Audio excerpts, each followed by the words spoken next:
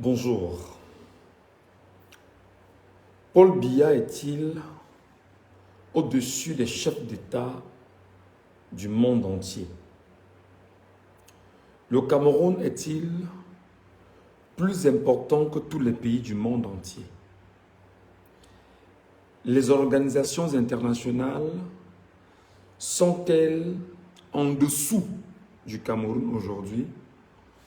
Avons-nous le droit effectivement de compter sur elles pour penser ou espérer une certaine liberté que nous caressons au Cameroun après 43 ans que nous connaissons sous la dictature et la tyrannie de M. Biya? Mes chers amis, ces questions méritent d'être posées en ce moment véritablement. Et dans les questions que nous nous posons, effectivement, nous souhaitons en savoir un peu plus sur la capacité pour notre pays et pour les Camerounais d'obtenir effectivement leur liberté et leur indépendance. La communauté internationale, entendez, l'organisation internationale, entendez, l'ONU.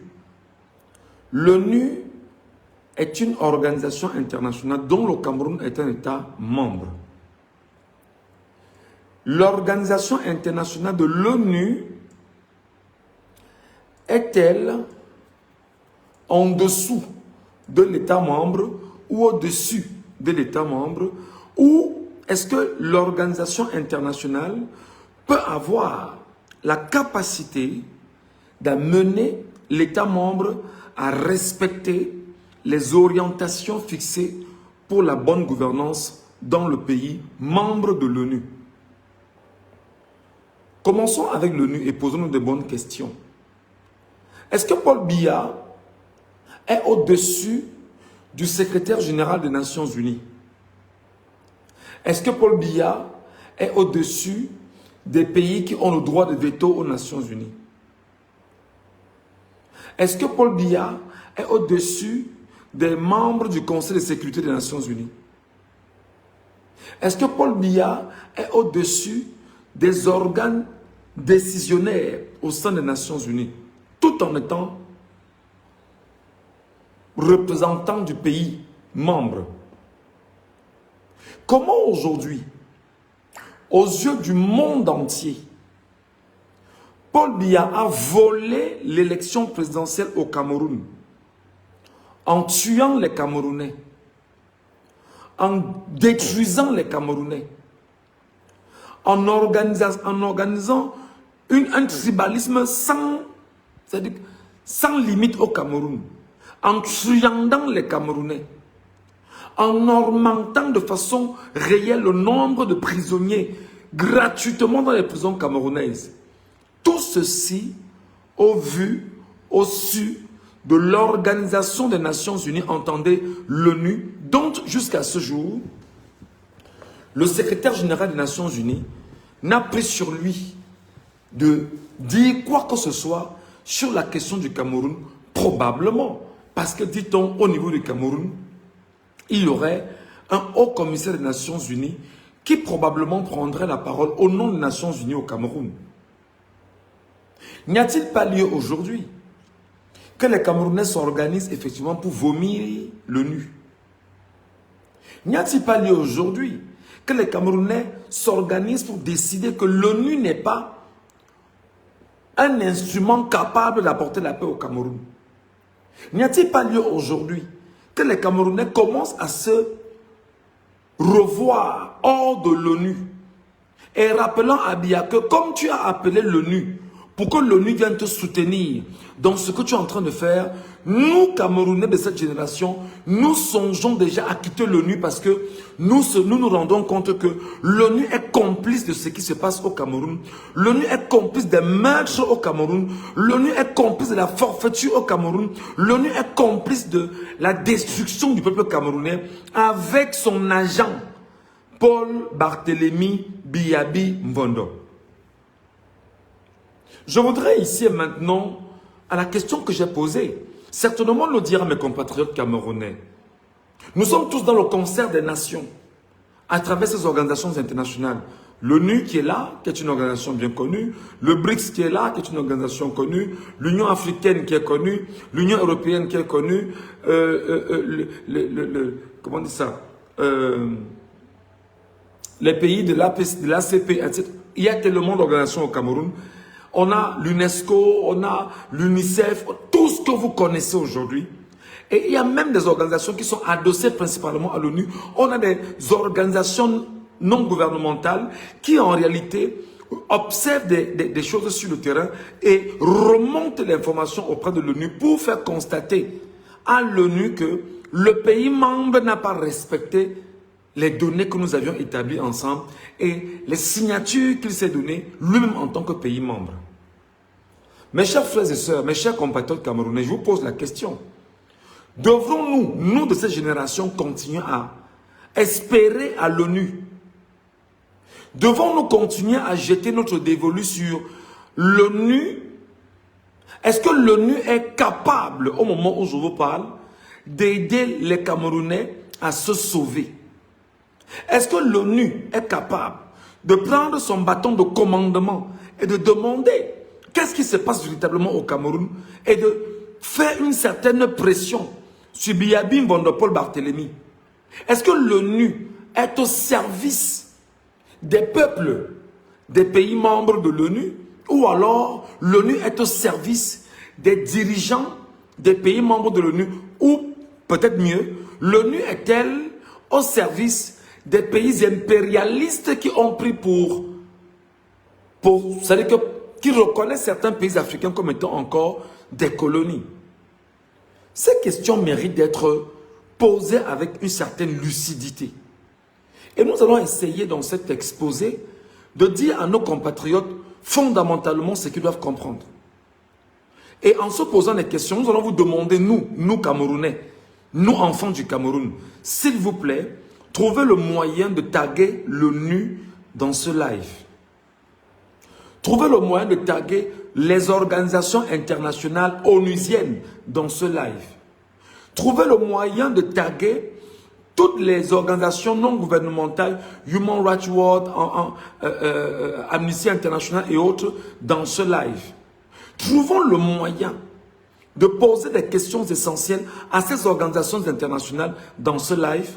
Et si vous êtes, vous, qui êtes Camerounais, conscient de ce que nous traversons, conscient de ce que nous vivons, conscient de notre réalité, devrons-nous continuer à faire confiance à l'ONU?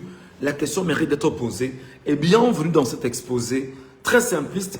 Et comme vous le savez, je m'appelle Michel Ngachou. Je suis journaliste camerounais en cavale. Depuis presque 6 mois, je suis en train de fuir mon pays pour des raisons que vous connaissez, mes positions politiques et ma position effectivement qui est telle que je souhaite voir le régime quarantenaire quitter le Cameroun et donner l'occasion à un autre Camerounais de venir faire montre de sa capacité à diriger le Cameroun au fur et à mesure qu'on puisse avancer.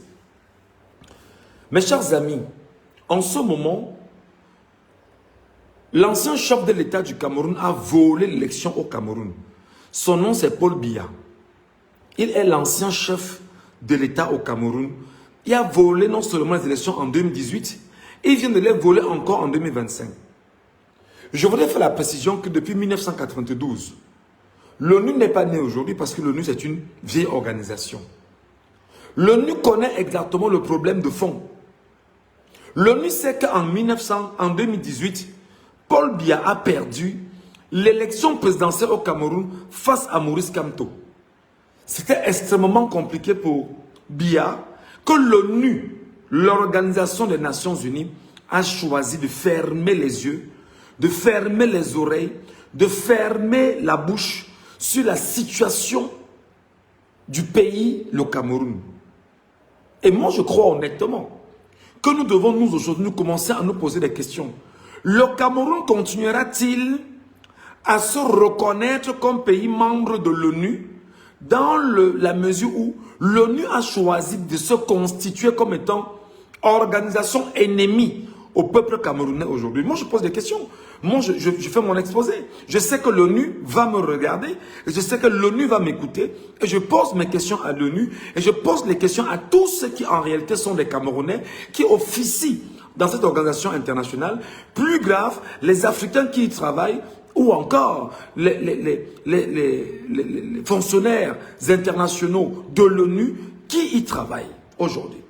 Je vais demander à mes compatriotes camerounais, s'il vous plaît, vous qui me regardez à l'instant, dans ce live, ne gardez pas le live à votre niveau, essayez de le partager, donnez-lui plus de force, envoyez-le aux uns et aux autres, partagez-le pour que l'ONU aujourd'hui, ce soir avant de dormir, que nos frères de l'ONU, que nos compatriotes, les citoyens du monde qui bossent dans l'ONU, et que tous ceux qui sont en réalité des décideurs au sein de l'ONU, viennent nous dire ce qu'il en est concrètement de la situation.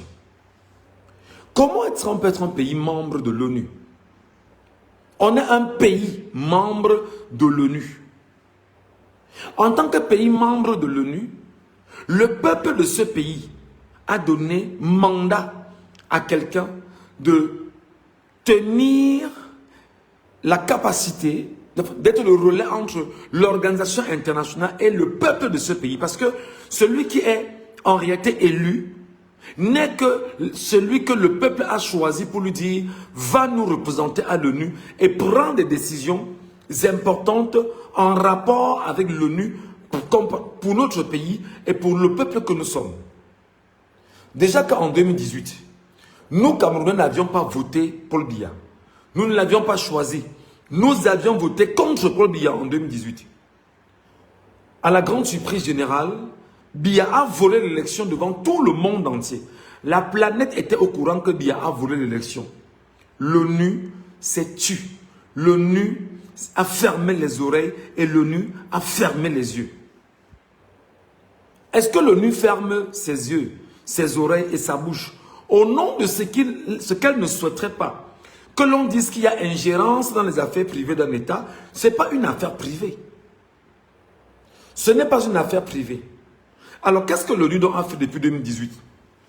L'ONU s'est arrangé à laisser Biya voler l'élection officiellement devant les Camerounais, torturer les Camerounais, mettre les Camerounais dans les prisons, tuer des Camerounais, mais surtout, l'ONU s'est arrangé à conforter Biya dans sa position et à inviter Biya permanemment à ses sommets aux Nations Unies, tout en le reconnaissant comme étant le chef de l'État du Cameroun, qui n'est qu'un bandit des élections, et l'ONU, sachant ce qui s'est passé sur l'ensemble des rapports qui ont été posés sur la table de l'ONU, sur l'ensemble en même temps des contentieux qui ont suivi ou qui ont précédé l'élection de 2018 et après l'élection de 2025, l'ONU, l'Organisation des Nations Unies, dont le siège est à New York, a choisi simplement de se taire et de laisser mourir les Camerounais,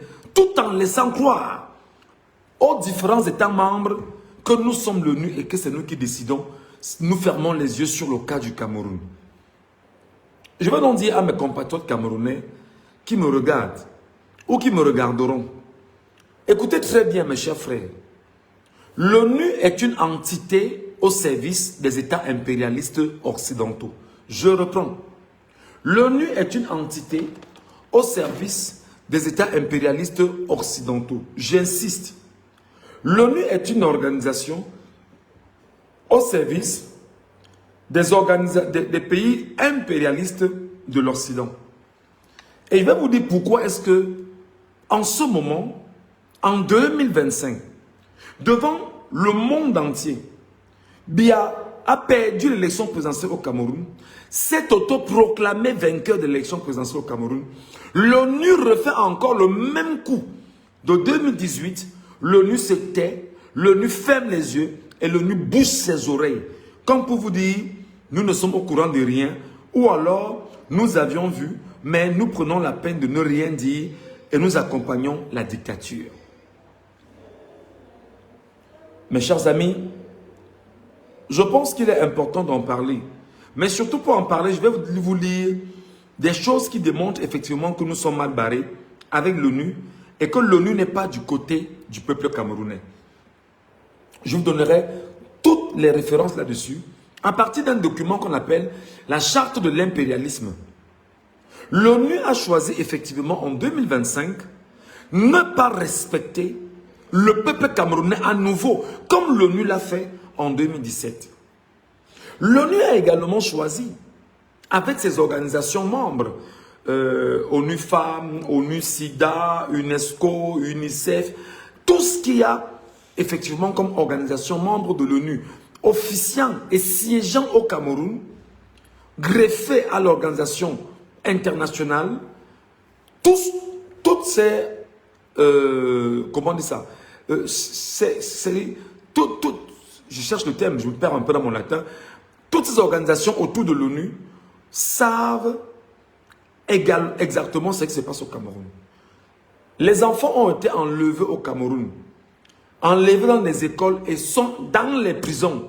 L'UNESCO et l'UNICEF, l'UNICEF beaucoup plus, le sait au Cameroun et l'UNICEF a choisi de se taire devant cette situation critique au Cameroun, mes chers compatriotes. Je vous prie, je veux que le live ici arrive à l'ONU aujourd'hui. Je vais m'exprimer comme un Camerounais lambda, très simplement avec des termes clés. Et je vais vous parler pour que l'ONU sache que nous comprenons aujourd'hui le rôle que joue l'ONU au Cameroun. D'ailleurs, c'est une sorte de secte organisationnelle bien ancrée, bien établie, avec en son sein des gens qui ont pour mission effectivement de continuer à exprimer l'hégémonie occidentale sur des pays dans le monde, notamment sur le continent africain, avec des pays africains.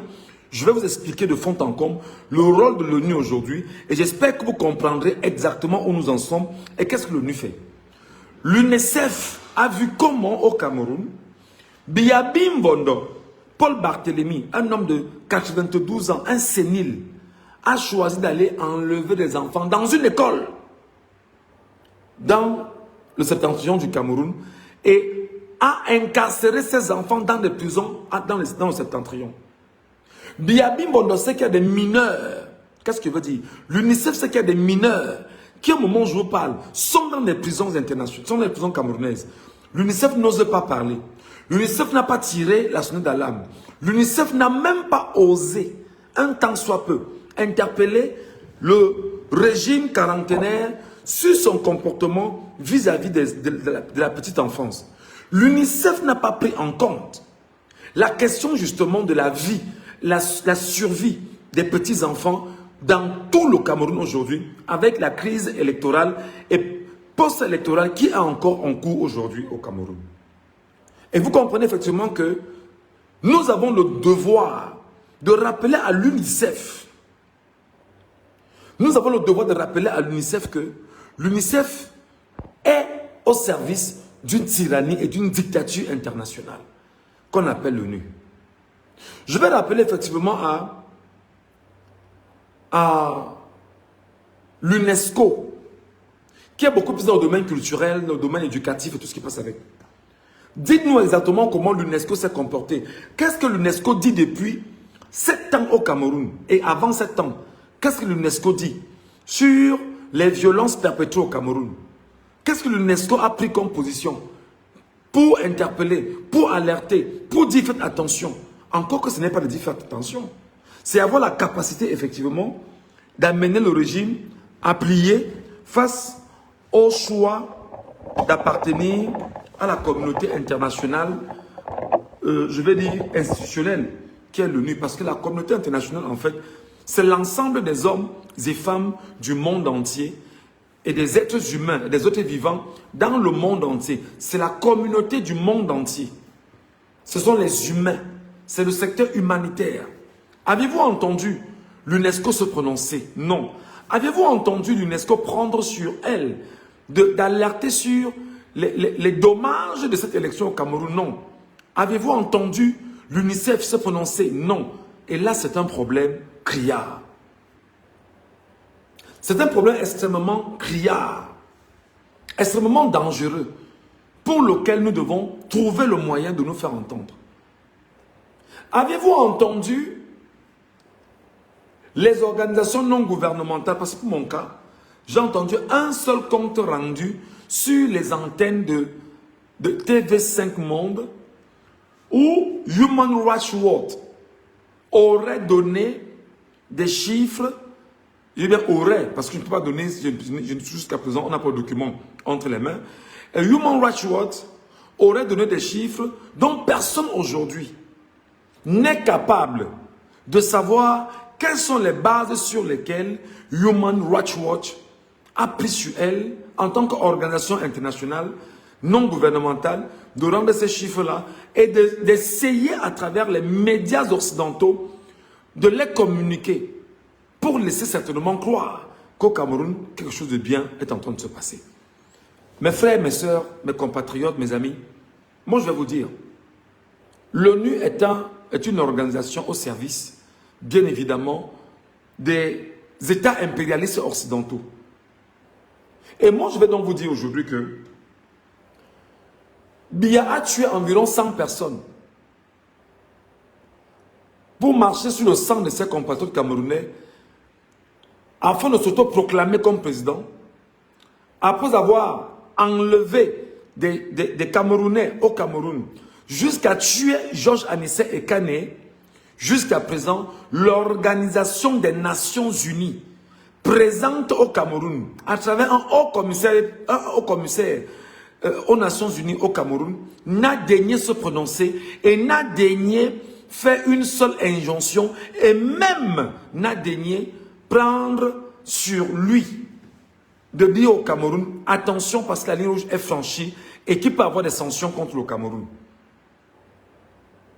Aujourd'hui, toutes ces organisations autour sont muettes, ne disent rien et on a quand même le droit de se poser la question, décidément, qui sont ceux qui disent être organisation internationale et être du côté du Cameroun?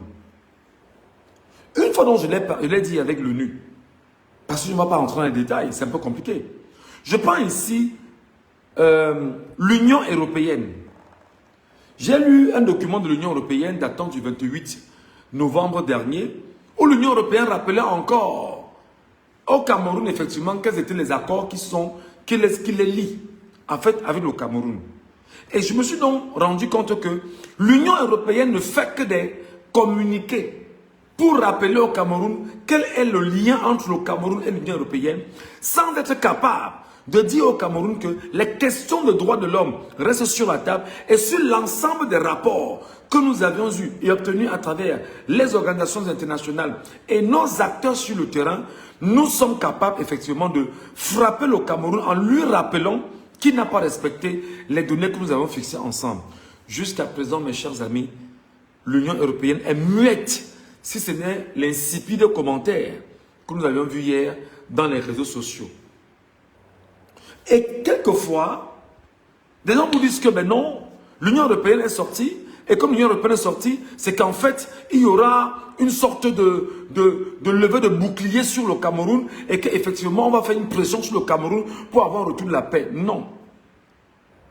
Je veux bien que ce live soit partagé. Partagez-le, taguez-moi ici les organisations internationales, l'ONU, taguez l'ONU, taguez l'UNESCO, taguez l'UNICEF, taguez l'Union européenne, taguez l'Union africaine, taguez tout ce que vous considérez comme le monde arabe, taguez-les tous ici, pour que nous puissions parler et leur dire exactement qu'ils sont tous complices de ce qui se passe au Cameroun et on leur donnera les motifs pour cela, afin qu'ils puissent comprendre ce qui se passe. Mes chers frères et sœurs, mes chers compatriotes camerounais, mes chers amis, nous sommes dans l'impasse et l'ONU joue un rôle d'accompagnateur au Cameroun. Qu'il nous soit permis de vous rappeler que, attendez, pour faire mieux, plus simple, je vais vous poser une question. Attendez, je vais poser une question. Oh, qu'est-ce qui se passe? Les pays membres du Conseil de sécurité, vous allez bien m'écouter, hein? Les pays membres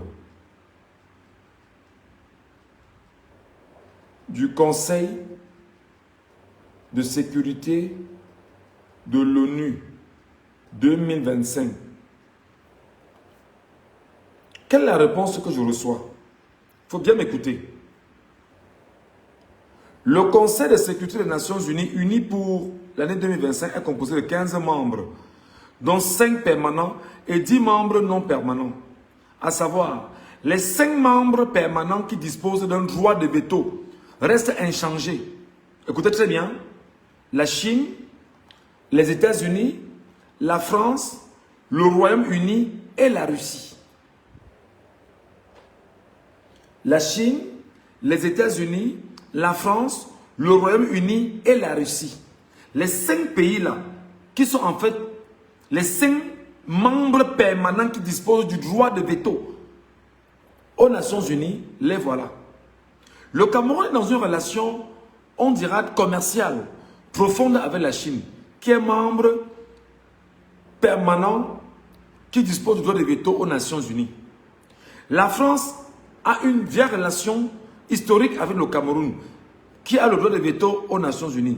Les États-Unis, dont il y a une sorte d'organisation militaire présente au Cameroun, effectivement est dans cette même configuration.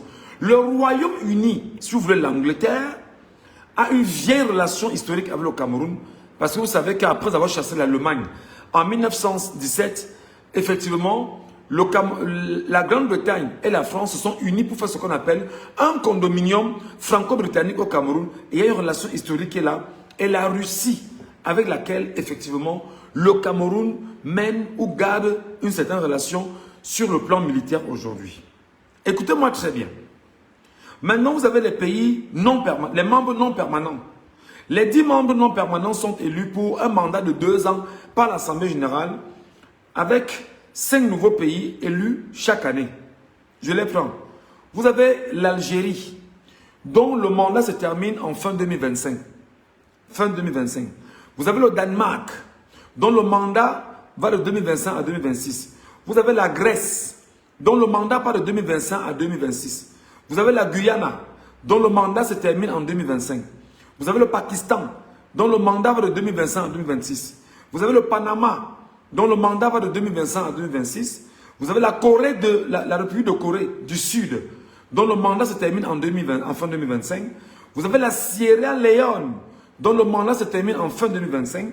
Vous avez la Slovénie, dont le mandat se termine en fin 2025. Et vous avez la Somalie, 2025-2026, parmi lesquels il y a 2 pays africains, à savoir la Somalie, ici, et surtout la Sierra Leone, dans les membres les membres non permanents, justement, du Conseil de sécurité de l'ONU. Écoutez très bien.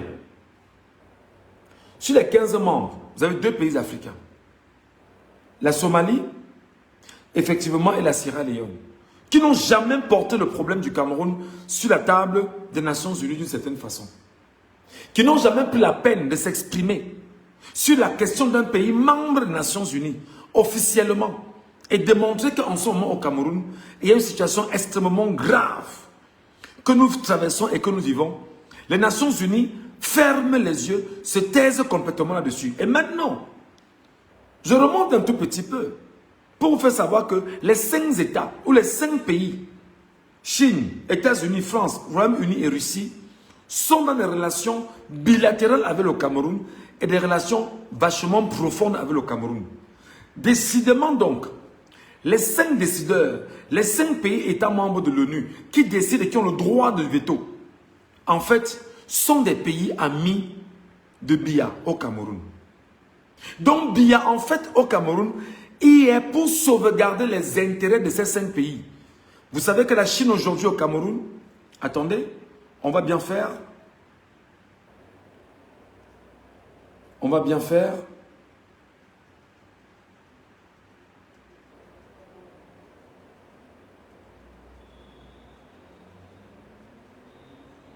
Je vais retrouver ça pour vous.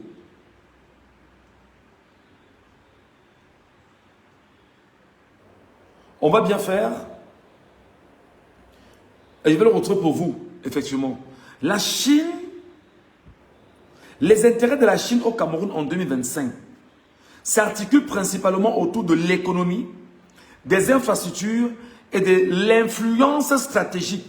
Le Cameroun étant un partenaire clé de son initiative, nouvelle route de soie en Afrique. Donc vous vous rendez compte qu'aujourd'hui, les pays membres ou les pays qui décident en fait, qui ont le droit de veto au sein de l'ONU, la Chine en fait partie. Et la Chine aujourd'hui a une relation puissante avec le Cameroun sur la question effectivement de ce qu'on appelle la nouvelle route de la soie en Afrique, qui pour la Chine est le Cameroun. Alors, entre autres, n'oubliez pas qu'il y a des prêts et des dettes bilatérales. La Chine est le principal prêteur bilatéral du Cameroun. C'est la Chine. La Chine est le principal sur la question bilatérale entre deux pays. La Chine est le principal prêteur bilatéral du Cameroun. Au premier semestre de 2025, donc 2025, l'année qui est en train de finir, dont nous sommes aujourd'hui le 2 décembre déjà, elle détenait environ 65% de dettes bilatérales totales du Cameroun, ce qui confère une influence financière significative avec le Cameroun. Donc, le Cameroun et la Chine, dans les relations que ces deux pays tiennent, le rôle du Cameroun est seulement de prêter de l'argent à la Chine pour dire qu'il va lancer ses projets structurants au Cameroun.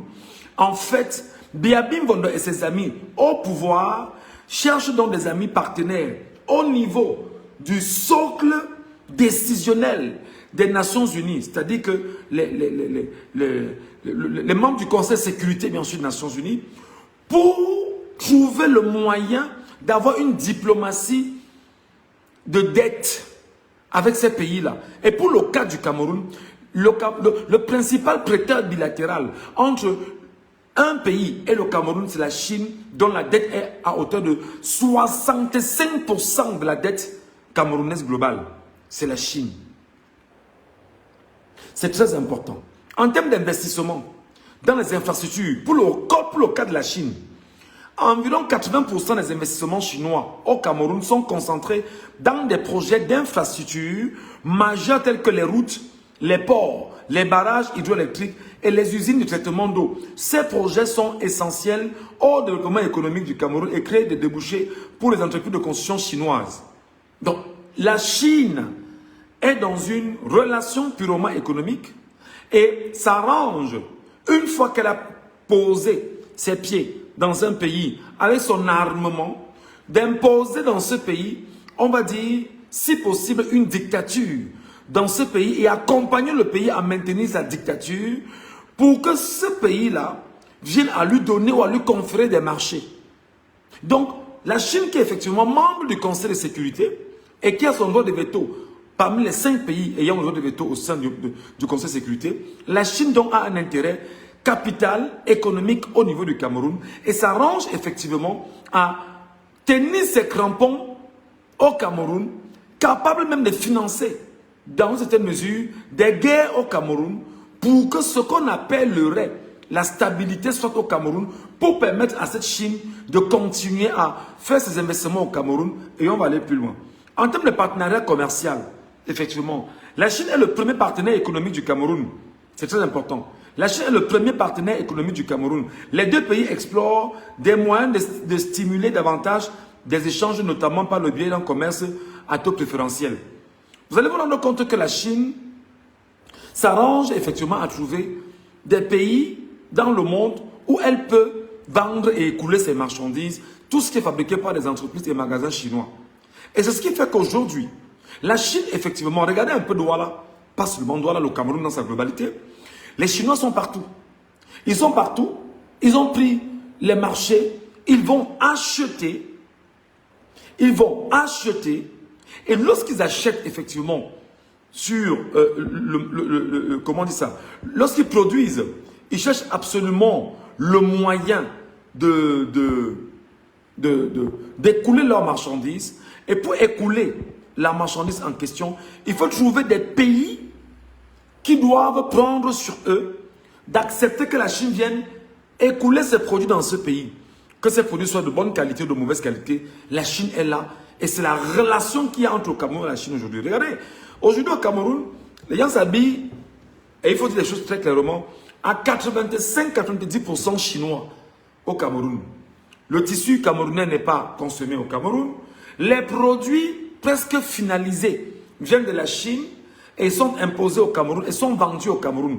Les Chinois arrivent au Cameroun, ils vendent en gros, ils vendent en détail les Chinois au Cameroun. Vous devez le savoir. Maintenant, sur la question de l'accès aux sources naturelles, bien que l'accent soit mis sur les infrastructures, la Chine a également des intérêts dans le secteur agroalimentaire et forestier du Cameroun. Donc vous vous rendez compte que la Chine, je ne suis que sur le cas de la Chine. La Chine qui est un pays membre du Conseil de sécurité, d'ailleurs qui tient ce qu'on appelle le droit de veto, parmi les 5 pays ayant le droit de veto au sein des Nations Unies, la Chine, à elle seule, a des entrées au Cameroun dans le secteur forestier. Parce que même les forêts, Biabim Bondo a vendu aux Chinois. Même les forêts, Biabim Bondo a vendu aux Chinois. Le secteur agroalimentaire, les terres aujourd'hui, ce qu'on appelle les terres arabes, sont presque données aux Chinois. Allez un peu dans le centre là, on appelle comment dans le centre où on cultive le riz là. J'oublie le nom de la zone là. Il y a une zone là dans le centre, non loin de la Sanaga. C'est Bachenga. C'est Bachenga, je pense que c'est Bachenga, je pense bien si je me trompe. Là-bas, je crois que c'est Bachenga, je pense bien. Il y a des zones dans le centre là où les Chinois, effectivement, sont arrivés et ont pris quasiment toutes les terres là-bas et ils cultivaient du riz. Une fois le riz cultivé sur le sol camerounais, il n'est pas mangé au Cameroun, il est exporté ailleurs. Allez exactement à Yaoundé, en Bankomo, pour ceux qui sont des Yaoundéens et qui connaissent Yaoundé, en Bankomo, quand vous venez de Douala et vous entrez dans Yaoundé, passant par Bankomo, je vous imagine en train d'entrer dans Yaoundé. Regardez l'extrême droite, toutes les forêts de l'autre côté. Toute la forêt là est déjà vendue. Il dit bien vendue aux Chinois. C'est-à-dire que des kilomètres de terre déjà vendus aux Chinois. Quand ils sont vendus, bon, je sais, on va parler de location. Et que ils ont acheté des terres qu'ils laissent. Ils laissent sur place. Ils savent que sur 10, 15, 20 ans, ils vont venir effectivement sur l'ensemble des accords que vous avez, exploiter ce qu'ils ont acheté chez vous. Et nous ne sommes donc pas libres au Cameroun. Je vais vous dire, les amis, avançons. Sur l'influence géopolitique, le Cameroun est un bénéficiaire important des investissements chinois en Afrique. S'inscrivant dans la stratégie globale de la Chine visant à renforcer ses relations sur le continent, les deux nations se soutiennent mutuellement sur la scène internationale, notamment aux Nations Unies. Alors, aux Nations Unies, et non pas au Cameroun. Qu'est-ce que le Cameroun peut apporter à la Chine? Qu'est-ce que le Cameroun peut vendre en Chine, les amis? Qui en sait quelque chose? Je vous pose la question. Sur le plan commercial, qu'est-ce que le Cameroun peut vendre en Chine? Est-ce que peut lire une réponse? Qu'est-ce que le Cameroun peut vendre en Chine? Quelqu'un a-t-il une réponse, une seule réponse? Ou alors, qu'est-ce que le Cameroun vend en ce moment en Chine? Je repose la question pour qu'on puisse mieux se comprendre.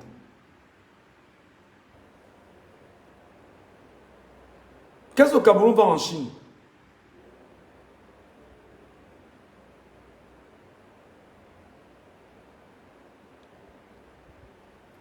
Je vais dire une réponse et puis on avance dans le débat.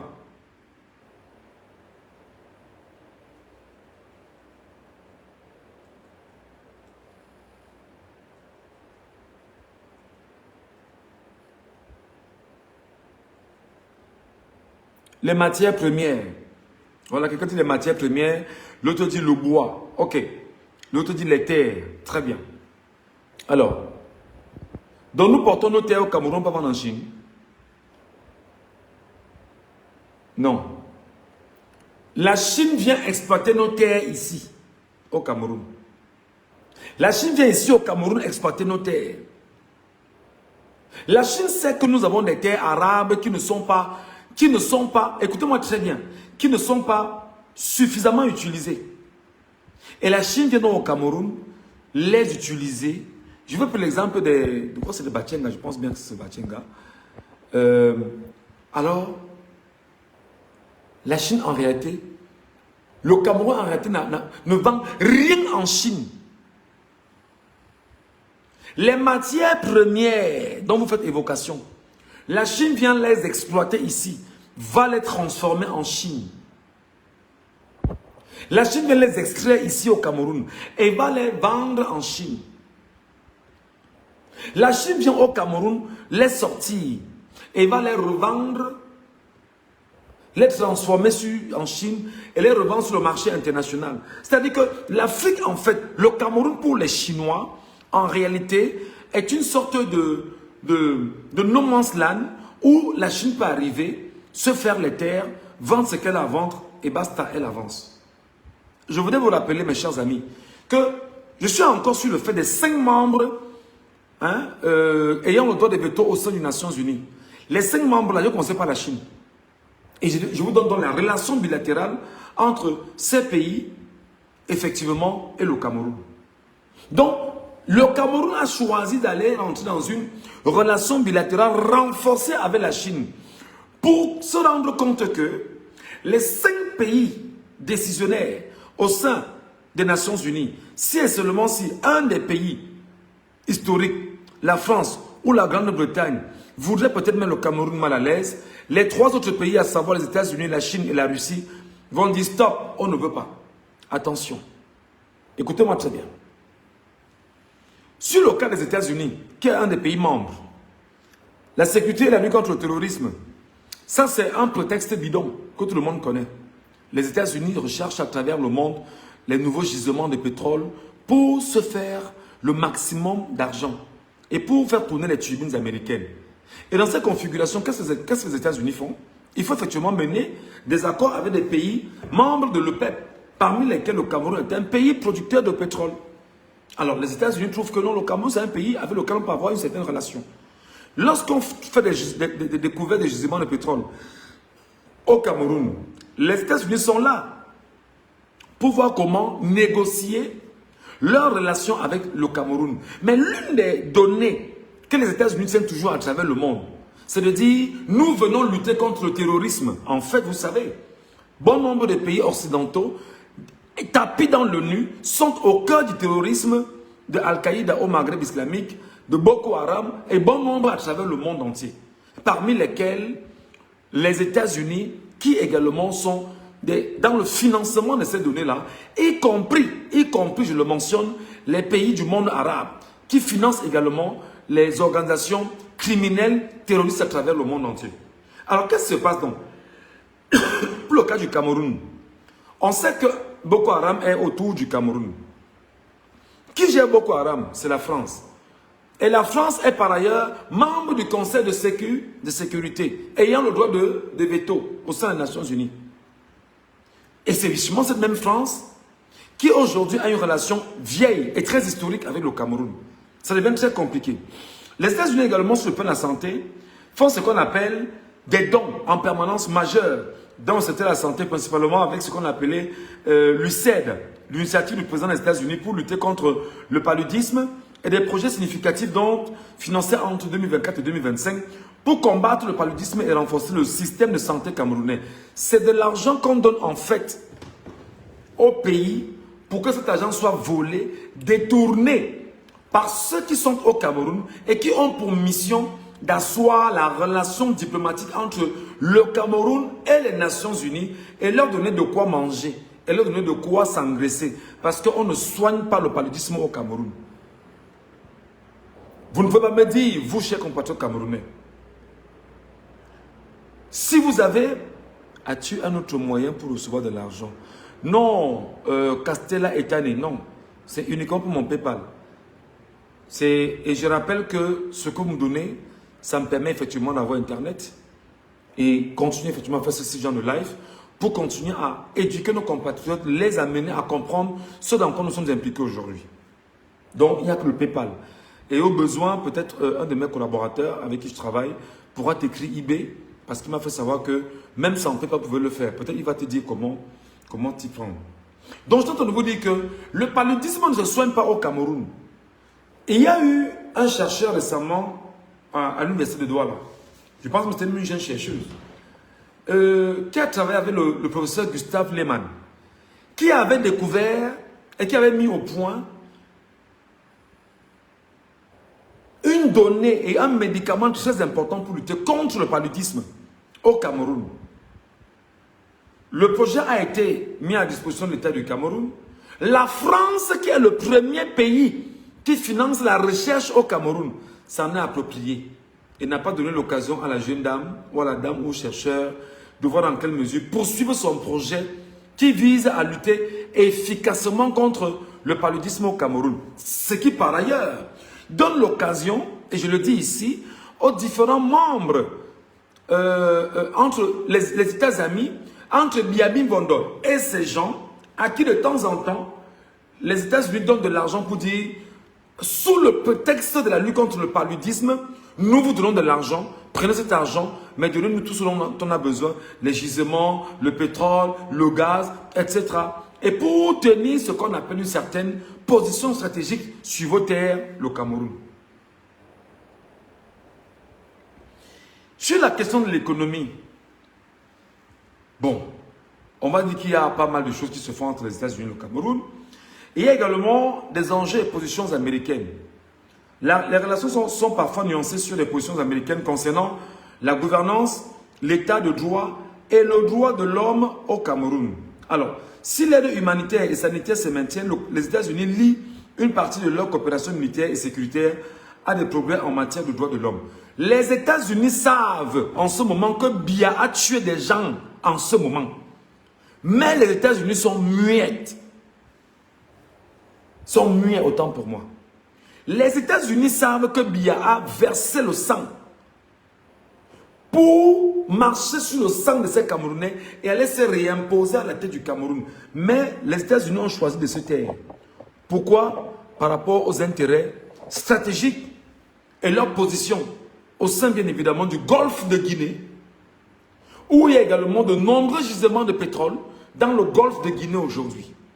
Donc on peut donc dire que les États-Unis, effectivement, membres du Conseil de sécurité, ayant le droit de veto et avec lequel le Cameroun a des relations très importantes, choisit de nourrir et d'engraisser Yaoundé, d'engraisser Paul Biya, pour que Paul Biya soit confortablement assis, mieux outillé, pour continuer à faire une pression sur les Camerounais et de facto, ne pas laisser les Camerounais éventuellement se lever et défendre leur dignité, leur souveraineté, leur indépendance, parce que les États-Unis devraient effectivement venir trouver le moyen de s'imposer au Cameroun et profiter économiquement. Qui ne l'a pas dit?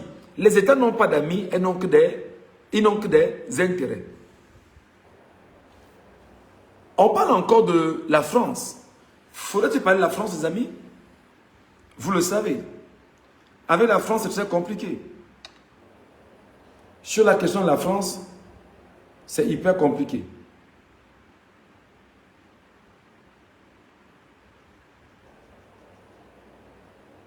Alors, si nous commençons sur la France, nous risquons de passer le temps de toute la nuit ici parce que sur les questions propres entre le Cameroun et la France, c'est extrêmement difficile.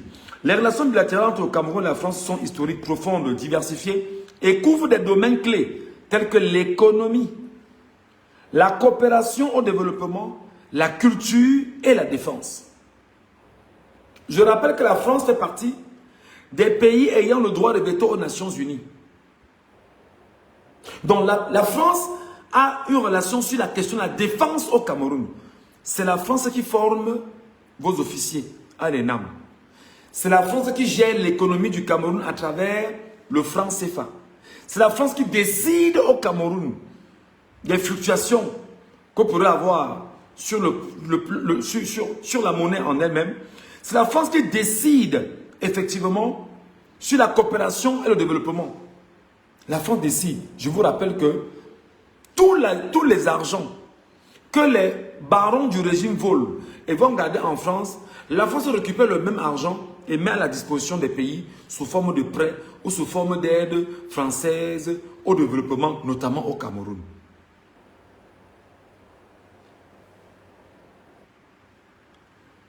La Russie, aujourd'hui, avec le Cameroun, je vais vous dire, parce que je connais un tout petit peu, et vous allez comprendre pourquoi les Nations Unies sont exactement complices de ce qui se passe au Cameroun parmi les pays dont je vous cite là. Les relations bilatérales entre le Cameroun et la Russie sont traditionnelles, amicales et sont intensifiées récemment notamment par la signature d'accords de coopération militaire, économique et éducative. Sur la question de la coopération militaire entre le Cameroun et la Russie, il y a une coopération militaire signée en 2022 et ratifiée par le Cameroun en 2023, renforçant les liens stratégiques entre le Cameroun et les deux pays. C'est très important. Donc, il y a un renforcement d'une relation entre le Cameroun, du point de vue sécuritaire, du point de vue de la défense, et la Russie. Et je vous dirai pourquoi. Sur le plan de l'éducation, on vous dit que la Russie offre des bourses d'études universitaires et post-universitaires aux ressortissants camerounais. Donc, tu peux être camerounais, tu vas étudier en Russie et tu reviens. Ça, bref, tout le monde connaît. L'économie et le commerce. Des opérateurs économiques camerounais sont invités à participer au Forum économique russo-afrique. Le président Paul Biya a plaidé pour un accroissement des investissements russes au Cameroun lors du sommet Russie-Afrique. Imaginez-vous donc que la France qui a fait du Cameroun sa chasse gardée. Donc Biya Bimbondo vous a dit qu'il est le meilleur élève de la France. Aujourd'hui, Biya Bimbondo vous laisse croire que le Cameroun pourrait avoir, la Russie pourrait avoir des investissements effectivement au Cameroun, devant la France, membre du Conseil de sécurité, devant les États-Unis, membre du Conseil de sécurité ayant le droit de veto, devant la Chine. Alors le Cameroun devient de façon inéluctable, et aussi à Grande-Bretagne, un pays sur lequel ces 5 géants peuvent venir se discuter au Cameroun sous vos yeux, sans se gêner. En réalité, ça veut dire quoi? Biya Bimbondo a pris le temps de tisser des relations avec ces 5 pays-là. Pour que les 5 pays-là viennent le conforter dans sa position de celui qui maintient les Camerounais en situation d'otages et d'esclaves, pour leur permettre à ces 5 pays de mieux exploiter et piller le Cameroun. Et il y avait le rôle de la France, effectivement. Il faut donc diviser pour mieux régner, exploiter, piller pour remplir les banques européennes et les banques internationales. Et les banques de ces pays-là, à travers le pétrole, à travers la bauxite, à travers le bois, à travers le coltan, à travers les minéraux, à travers le sol, à travers le sous-sol, à travers... Qu'est-ce que vous voulez? Tout est là. Pour le cas de la Russie, je vous prends un exemple, le cas de la Russie. Est-ce que vous savez que 1xBet est une entreprise purement russe? Et lorsque toi, jeune Camerounais, tu donnes 300 francs pour faire une mise à 1xBet, tes 300 francs, une fois que tu nous as donné, on t'a remis un ticket, c'est déjà en Russie, ce n'est plus au Cameroun. Et l'évasion que tu fais en termes d'argent, partant du Cameroun pour la Russie, est extrêmement grave. Et c'est donc pourquoi tu vas voir, sur ces questions simplement, et les projets que la Russie tient au Cameroun, et bon nombre de projets tenus par ces pays. Donc, Biya est devenu pour ces 5 pays-là, le garant d'une sorte d'hégémonie occidentale qu'on peut avoir sur le peuple camerounais que nous sommes. Ne nous laissons pas l'occasion de nous libérer, de nous développer, d'avoir notre souveraineté et de décider ce que nous voulons. Parce que Biya se positionne comme étant le garant des intérêts de ces 5 pays États membres des Nations Unies et d'ailleurs qui détiennent ce qu'on appelle le droit de veto au Conseil de sécurité. Donc, très simplement, quand on vous dit que la dictature est sauvage et barbare, et que la tyrannie est sauvage et barbare, maintenant, Biya est devenu, pour ces 5 pays, celui qui donne la garantie pour dire que non, tu t'amuses, je laisse l'autre entrer en guerre avec toi. Le Cameroun peut devenir à tout moment un théâtre d'opérations de guerre. Pourquoi? Parce que les intérêts chinois sont là, les intérêts américains, les intérêts français, les intérêts britanniques et surtout les intérêts russes. Et ces 5 pays qui sont très puissants en termes d'armement peuvent donc choisir de venir lutter sur le sol camerounais. Et tout en luttant sur le sol camerounais, ces 5 pays laisseront leur pays en paix. Mais ils vont se battre au Cameroun pour avoir les intérêts et le sol et le sous-sol camerounais sous la coordination et la volonté de Biya Bimbondo Paul Barthélemy. C'est pourquoi nous vous rappelons, chers amis, que l'ONU ne peut pas en ce moment prendre la parole sur le cas du Cameroun. C'est la raison pour laquelle l'Organisation des Nations Unies a pris sur elle de venir accompagner le Cameroun dans une organisation secrète entre Elections Cameroun et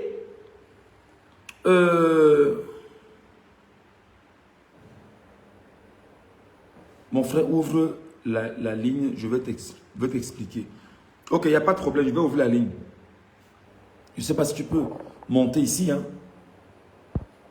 Je ne sais pas si ça peut passer. J'ai souvent essayé de faire des lives comme ça, Angéline.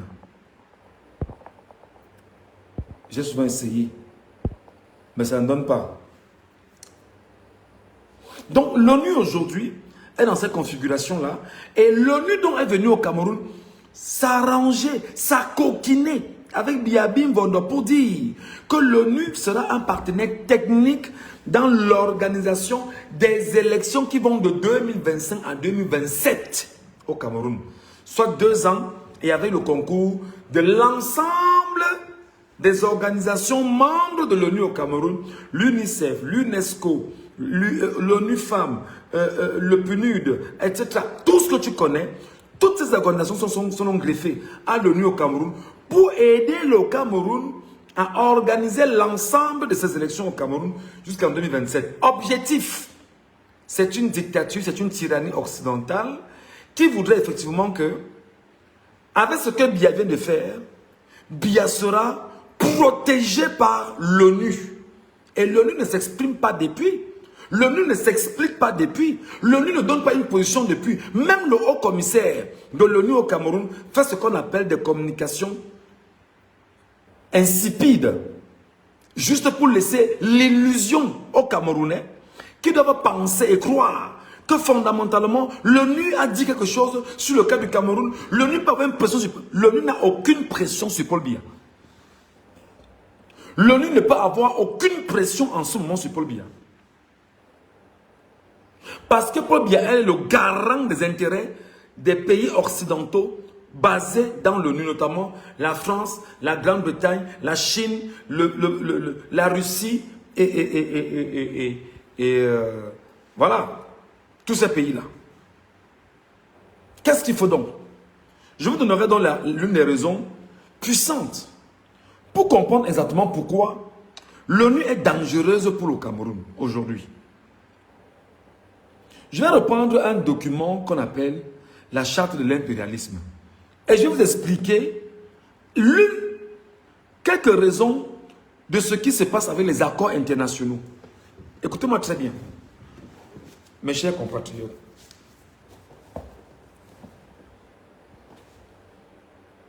L'ONU est notre instrument et nous devons l'utiliser contre nos ennemis et les pays du tiers-monde pour protéger nos intérêts. J'espère que vous comprenez très bien. Dans la charte de l'impérialisme occidental, dans tout ce qu'ils ont fabriqué, je rappelle que l'ONU est née de la SDN. La SDN qui est la Société des Nations. Et c'est bien sûr la SDN qui avait mis le Cameroun sous tutelle de la Grande-Bretagne et de la France, après que ces deux pays-là aient chassé l'Allemagne du Cameroun lors de la Première Guerre mondiale. Le Cameroun a été mis donc sous tutelle. On était d'abord sous condominium, après sous mandat, après sous tutelle. Quand c'est l'inverse, c'est sous tutelle, sous mandat, bref, on va voir. On a été justement mis sous tutelle des Nations Unies. Donc il y a le condominium, je pense bien. Après, il y a eu la tutelle et il y a eu le mandat. Je crois que c'est comme ça. Je crois que c'est l'enchaînement qu'on a eu.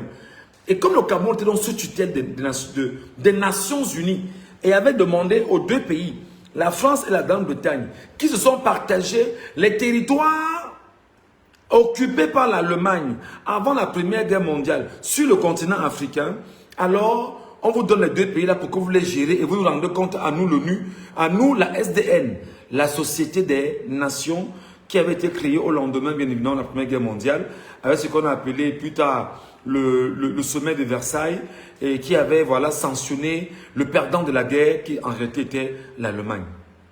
Donc comprenez très bien ce que c'est que l'ONU. dans les accords internationaux, parce qu'il faudrait qu'on vous explique pourquoi aujourd'hui, l'ONU ne peut pas, en l'état, prendre sur elle de venir attaquer Biya Mbondo au Cameroun, pour le moment. Et je vous dirai exactement ce qu'il faut faire. Et qui peut attaquer Biya Mbondo? Écoutez-moi très bien. Les accords internationaux, l'ONU est notre instrument. Ça, ce sont les impérialistes qui parlent. Donc, la France, l'Angleterre, les États-Unis, plus ou moins la Russie, plus ou moins la Russie. La Chine qui n'est pas dans ce concert, mais qui le fait techniquement, d'une autre façon. Nous devons l'utiliser contre nos ennemis et le tiers-monde pour protéger nos intérêts. Donc, la France, la Grande-Bretagne et la Russie, non, la France, la Grande-Bretagne et les États-Unis, au sein bien évidemment de l'ONU, peuvent donc utiliser l'ONU pour tenter de fragiliser les positions russes au Cameroun et les positions effectivement chinoises au Cameroun. Et effectivement essayer de tout faire pour s'imposer au niveau du Cameroun avec les accords internationaux. Notre objectif est de déstabiliser et détruire les régimes qui nous sont hostiles et installer nos marionnettes sous la protection de nos militaires, sous la couverture des mandats des forces de l'ONU. Je vous explique ça très brièvement. Lorsqu'il y a donc eu l'accord entre Elections Cameroun et l'ONU, vous comprenez que ce point est donc clair sur le rôle que l'ONU a joué au Cameroun, déstabiliser et détruire les régimes qui leur sont hostiles. Yaoundé n'est donc pas hostile aux États-Unis. Yaoundé n'est pas hostile à la Grande-Bretagne. Yaoundé n'est pas hostile à la France. Plus précisément. Parce que pour le moment, malgré la pénétration chinoise et russe, il reste encore assez. Ils ont encore une certaine même mise sur les avoirs du Cameroun. Et maintenant, installer nos marionnettes pour la protection, sous la protection de nos militaires, sous la couverture des mandats des forces de l'ONU. Les forces de l'ONU, en fait, peuvent être militaires, comme elles peuvent être diplomatiques. Le PNUD, le programme des Nations Unies pour le développement au Cameroun, peut décider de ne pas donner l'argent au Cameroun. Et le Cameroun ne pourra pas poursuivre ses projets de développement. L'ONU Femmes peut décider justement de mettre très mal à l'aise au Cameroun sur l'ensemble des rapports qu'on pourra faire sur le Cameroun et démontrer que le Cameroun est un pays qui ne respectait pas les droits humains, qui ne respectait pas si... Le Human Rights Watch, qui est ce qu'on appelle en réalité les organisations Soros, parce que Soros également c'est un homme qui gère ces organisations et qui est comme une sorte de main de l'ONU qui peut faire de bons rapports sur un pays comme il peut faire de mauvais rapports sur ce pays. Et pour le cas du Cameroun, c'est exactement ce qui se passe. Alors donc, il y a donc une force diplomatique de l'ONU au Cameroun qui peut choisir de mettre très à mal le Cameroun. Toujours avec l'ONU, notre devoir est de maintenir, les résolutions de l'ONU. Écoutez très bien, les résolutions de l'ONU sont les textes qui nous donnent le droit et le moyen de frapper. Les résolutions de l'ONU sont les textes qui nous donnent le droit et le moyen de frapper. Frapper où? Frapper exactement où leurs intérêts sont menacés. Donc pour le cas du Cameroun, les États-Unis, la France, la Grande-Bretagne, leurs intérêts ne sont aucunement menacés. Et par conséquent, ils n'ont pas de problème, ils ne se prononcent pas sur ce que les Camerounais traversent et ce que les Camerounais vivent en ce moment. De frapper, de tuer et de détruire les pays dont les dirigeants et les peuples refusent de se soumettre à nos injonctions. Les dirigeants et les peuples. Les dirigeants et les peuples. Il faut bien m'écouter.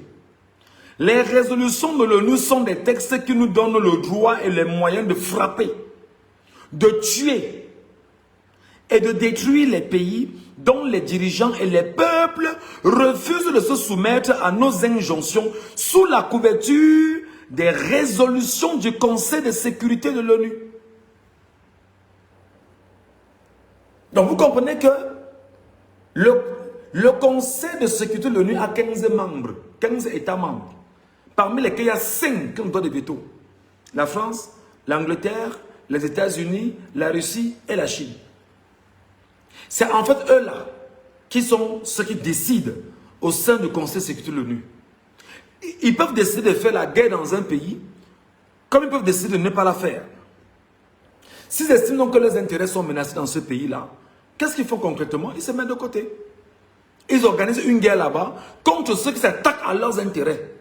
Et c'est pourquoi ils vous disent ici là que les résolutions de l'ONU sont des textes qui nous donnent le droit, le moyen de frapper, de tuer ou de détruire les pays dont les dirigeants, Biya est un dirigeant soumis à l'ONU, Biya est un dirigeant soumis à la France, Biya est un dirigeant soumis à l'Angleterre, Biya est un dirigeant soumis aux États-Unis, Biya est un dirigeant soumis à la France, Biya est un dirigeant soumis à la Russie, dont les dirigeants et les peuples refusent de se soumettre à nos injonctions sous la couverture des résolutions du Conseil de sécurité de l'ONU. Ça veut donc dire que les amis, aujourd'hui, nous sommes en réalité pris en otage. Vous et moi, et 40 millions de Camerounais, nous sommes encore dans ce qu'on appelle l'enclos colonial occidental et impérialiste. Nous sommes ceux qui produisons pour que d'autres puissent manger. Je reviens. Notre devoir est de maintenir l'Afrique et d'autres pays du monde dans le sous-développement, virgule, la misère, virgule, la division, virgule, les guerres, virgule, le chaos pour bien les dominer, les exploiter et les piller à travers les missions des Nations Unies.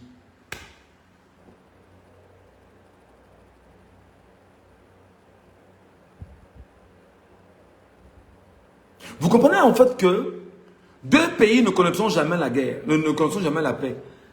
Et pensez par les Nations Unies, vous dans les deux pays. Il y a le Liban, qui est un pays qui ne va jamais connaître la paix. Et que les Nations Unies ont décidé comme ça, et la République centrafricaine. Ne me demandez pas pourquoi. Ces deux pays-là, selon les Nations Unies, ne connaîtront jamais la paix. Donc vous comprenez que pour le cas du Cameroun précisément, les Nations Unies ont fait sciemment de se taire depuis. Non seulement qu'ils ont renforcé leur accompagnement technique avec Elections Cameroun, dans un premier temps, les élections sont passées, Biya a volé, Biya a tué, Biya a écrasé, Biya s'est autoproclamé. Les Nations Unies sont muettes. L'ONU ne parle pas. L'ONU ne dit rien. L'ONU observe. Et l'ONU se félicite de ce que Biya a fait exactement ce que l'ONU veut. Notre règle d'or, pensent les impérialistes, ils disent que la règle d'or des impérialistes est la liquidation physique des leaders et des dirigeants nationalistes des pays du tiers-monde. Ceux qui disent tous les jours que Biya est un panafricaniste, là, venez ici me dire. Ceux qui chantent tout le temps que Biya est un panafricaniste, Biya est un panafricaniste, venez donc ici m'expliquer en quoi Biya est un panafricaniste. C'est une pourriture humaine. C'est une pourriture morale. C'est une pourriture idéologique. Il n'y a aucune capacité pour Biya aujourd'hui de tourner le dos à ceux qui lui permettent d'avoir les armes, d'avoir l'argent pour imposer au Cameroun la tyrannie, la dictature, effectivement, est ce qu'on appelle le fascisme. Donc Biya, en ce moment, est protégée par les Nations Unies au Cameroun. Donc la protection des Nations Unies au Cameroun, sous Paul Barthélemy Biabi Mbono, est telle que les Nations Unies visent leurs intérêts. Et je vais plus loin. Il y a ce qu'on appelle les institutions de Bretton Woods. La Banque mondiale,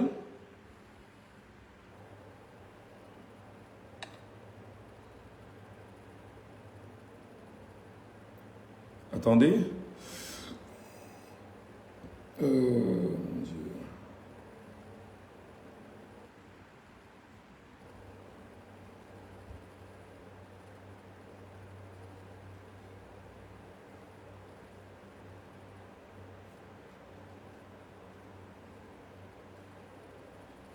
Voilà.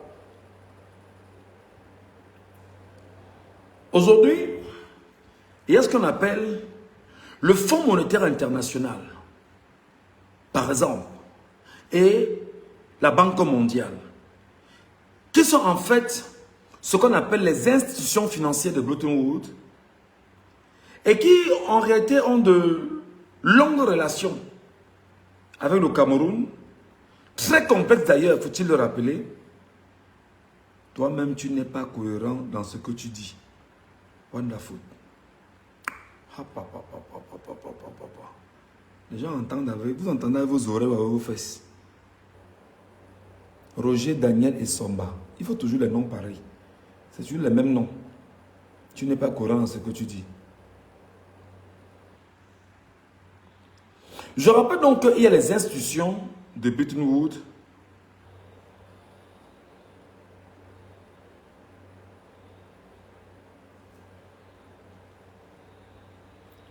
Les institutions de Bretton Woods, je vais peut-être toucher le cas de la dette du Cameroun.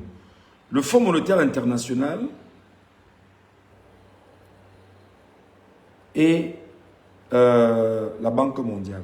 Bref, ce sera un peu long si on tous ces sujets-là.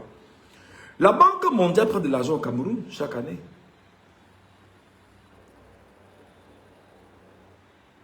La Banque mondiale prête de l'argent au Cameroun chaque année. Bon. Le FMI prête de l'argent au Cameroun quand le Cameroun a besoin. Qu'est-ce qu'il faut donc faire pendant qu'on y est? Quand la Banque mondiale, le FMI, prête de l'argent au Cameroun, les deux institutions ont le devoir de s'acoquiner avec les forces onusiennes pour maintenir le pays dans ce qu'on appelle une certaine stabilité. Pour que les prêts qu'ils ont faits à ce pays-là, que ce pays travaille en esclavage pour enrichir les banques, la Banque mondiale et le Fonds monétaire international. Donc, regardez donc la configuration. Nous sommes encore dans l'esclavage des temps modernes. L'esclavage des temps modernes voudrait que vous et moi, on est considérés comme les esclaves. Et nous devons payer les dettes à la Banque mondiale, au Fonds monétaire international. Nous devons payer les dettes aux pays avec lesquels nous avons des relations bilatérales. Et le drame, c'est que ceux qui nous dirigent prennent cette dette-là pour s'engraisser, pour voler, pour jouir et non pas pour travailler pour le pays. Et permettre en fait que ce pays puisse être émergent et permettre en même temps que les Camerounais, dans le Cameroun, ayant pris cet argent-là, se rendent compte de ce qu'ils sont endettés et avec des stratégies qu'ils pourront mettre en place, ils pourront rembourser toutes leurs dettes et devenir effectivement un pays stable sur toutes les données. Je vous rappelle que la Chine vend les armes au Cameroun. Je vous rappelle que la France vend les armes au Cameroun. Je vous rappelle que la Russie vend les armes au Cameroun. Qui sont ceux qui achètent ces armes? Ce sont les Camerounais qui achètent ces armes.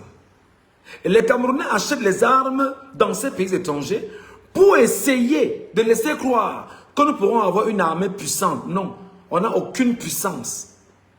Je dis bien que nous n'avons aucune puissance. J'insiste encore. Nous, ici au Cameroun, nous n'avons aucune puissance. Aucune qualité. Nous n'avons aucune puissance.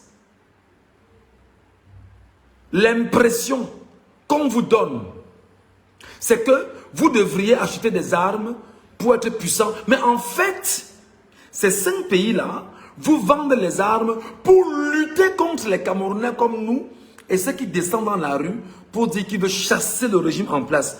En fait, le régime est là pour garantir les intérêts de la communauté internationale de façon institutionnelle et des pays avec lesquels le Cameroun est dans une relation bilatérale pour lui dire, tu sais qu'il faudrait que tu nous aides à avoir l'argent, les armes pour maintenir le Cameroun dans la paix. Garde-moi un peu d'argent pour que je tue les gens là et que je maintienne ce que je veux maintenir, pour que tu viennes faire ce que tu as à faire et que tu t'en vas. Non, on est là, on garantit ce qu'on a pour toi. Donc en fait, Biya, Ngongo, Baboke, Chantal Biya et tous ceux qui sont autour du spécimen Biya ne sont là que pour garantir les intérêts de la communauté internationale, les intérêts des pays occidentaux, les intérêts des pays impérialistes et les nouveaux pays comme la Russie et la Chine.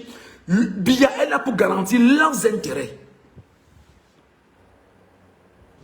Donc en fait, vous devez donc comprendre pourquoi. Depuis tout ce qui se passe au Cameroun, l'ONU ne s'est pas prononcée. L'ONU n'a rien dit.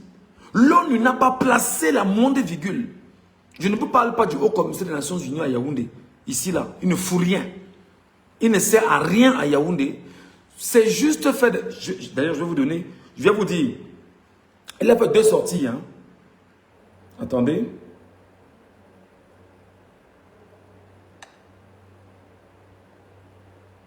Je vais vous le donner. Sur le...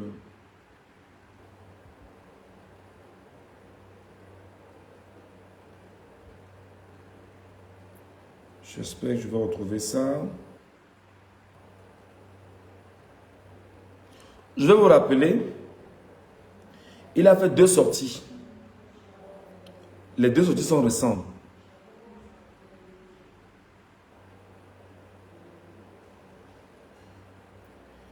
Il a fait 2 sorties récemment. C'était bien sûr à la veille de l'élection présidentielle. Il a fait une toute dernière sortie. Tu mélanges tout, mon frère. Ouais, Angéline. Je mélange tout comment? C'est quoi ton problème? Est-ce que je suis obligé de dire tout ce que tu dis? Le monde est tellement grand, le savoir est tellement immense, que je ne remets dans le contexte de mes propos que ce que je connais. Pourquoi tu veux que je mélange tout comment? Je suis effectivement sur l'Organisation des Nations Unies, les relations multilatérales, avec ces organisations-là, les organisations bilatérales et les relations avec les institutions financières. Dont le FMI, la Banque mondiale, plus précisément, la BAD, les banques internationales, la Chine, la Russie, les États-Unis, la France, la Grande-Bretagne, avec lesquels le Cameroun a des relations puissantes et sur le plan économique. Donc, Biya, en fait, est ce qu'on appelle le maître esclave dans le précaré, dans l'espace conquis par les impérialistes pour garantir leurs intérêts à eux. C'est pourquoi Biya est capable de prendre leurs armes pour venir tuer les Camerounais et maintenir l'oppression occidentale par les soins et par la main de Biya au Cameroun. C'est comme ça. Très simplement. Donc, ne nous attendons pas à la réaction des Nations Unies au Cameroun.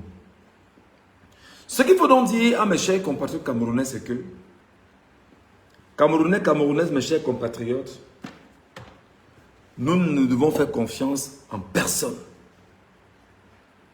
Les 2 blocs dont tu parles là, ce n'est pas le plus important ici, ma soeur. Je ne suis pas dans le bloc, je te parle de l'ONU, point. Et je suis revenu avec l'histoire, pour le peu que je connais. Les 2 blocs ne sont pas importants pour le moment.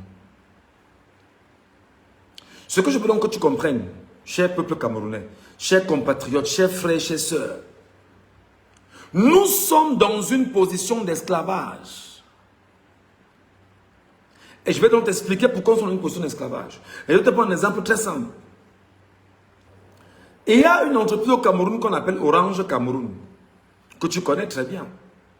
Orange a environ 12 millions, 13 millions d'abonnés au Cameroun. Figure-toi que chaque abonné lui donne par jour 1000 francs. Ça fait combien? Ne regardons pas les chiffres. Sur la base du franc CFA, ça fait combien? L'argent est reversé automatiquement dans les banques françaises. Ça fait combien? Qui produit cet argent-là? C'est toi. C'est moi. C'est 40 millions de personnes.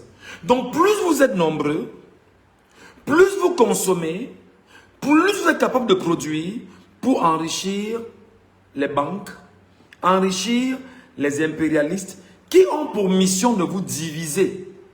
C'est la raison pour laquelle Biya Mbonda a imposé le tribalisme au Cameroun. Sa mission est de vous diviser pour mieux régner. Biya Mbonda a imposé effectivement le tribalisme, imposé et se rassure que les frontières de localités, des ethnies, des tribus soient bien respectées pour vous rappeler que vous êtes différents afin de mieux piller le Cameroun sous la bannière des Nations Unies et des pays occidentaux dont lui, il dit être le meilleur élève de la France. Souvenez-vous, les propos ont été portés par lui-même aujourd'hui. Mes chers amis, mes chers frères et sœurs, nous pensons aujourd'hui que nous sommes encore dans l'état de l'esclavage occidental. C'est pourquoi Thomas Sankara, qui pour nous est un prophète de la liberté, disait en son temps que nous ne sommes pas capables de payer la dette.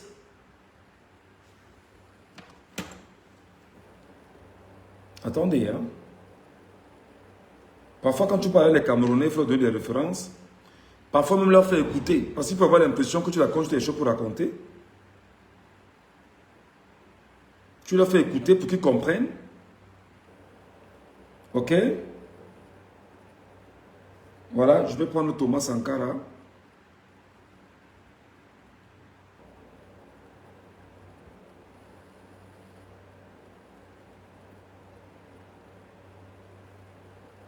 Je vais prendre Sankara, voilà, je vais prendre Sankara. Sankara sur la question de la dette. C'est quoi? Internet dérange chez moi ou quoi?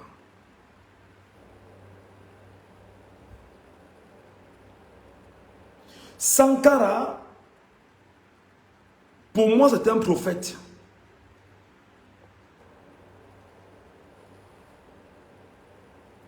Qu'est-ce que Sankara nous dit sur la dette? Je pense que c'est un extrait, hein, je ne peux pas prendre, c'est très long.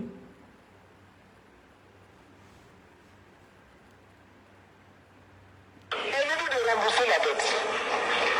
Ce n'est pas une question morale. Ce n'est pas une question de ce prétendu honneur que de rembourser ou de ne pas rembourser. Monsieur le Président, nous avons écouté et applaudi le Premier ministre. De Norvège, je pense qu'elle est intervenue ici même. Elle a dit, elle qui est européenne, que toute la dette ne peut pas être remboursée. La dette ne peut pas être remboursée. La dette ne peut pas être remboursée parce que, d'abord, si nous ne payons pas, nos bailleurs de fonds ne mourront pas. Soyons-en sûrs. Par contre, si nous payons, c'est nous qui allons mourir. Soyons-en sûrs également. Ceux qui nous ont amenés, ceux qui nous ont conduits à l'endettement, ont joué comme dans un casino. Tant qu'ils gagnaient, il n'y avait pas de débat. Maintenant qu'ils ont perdu au jeu, ils nous exigent le remboursement. Et on parle de crise. Non, Monsieur le Président, ils ont joué, ils ont perdu, c'est la règle du jeu. La vie continue.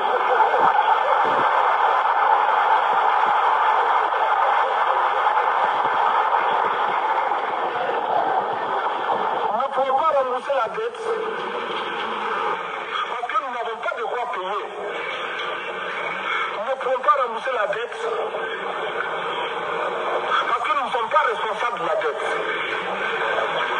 Nous ne pouvons pas payer la dette parce qu'au contraire les autres nous doivent ce que les plus grandes richesses ne pourront jamais payer, c'est-à-dire la dette de sang.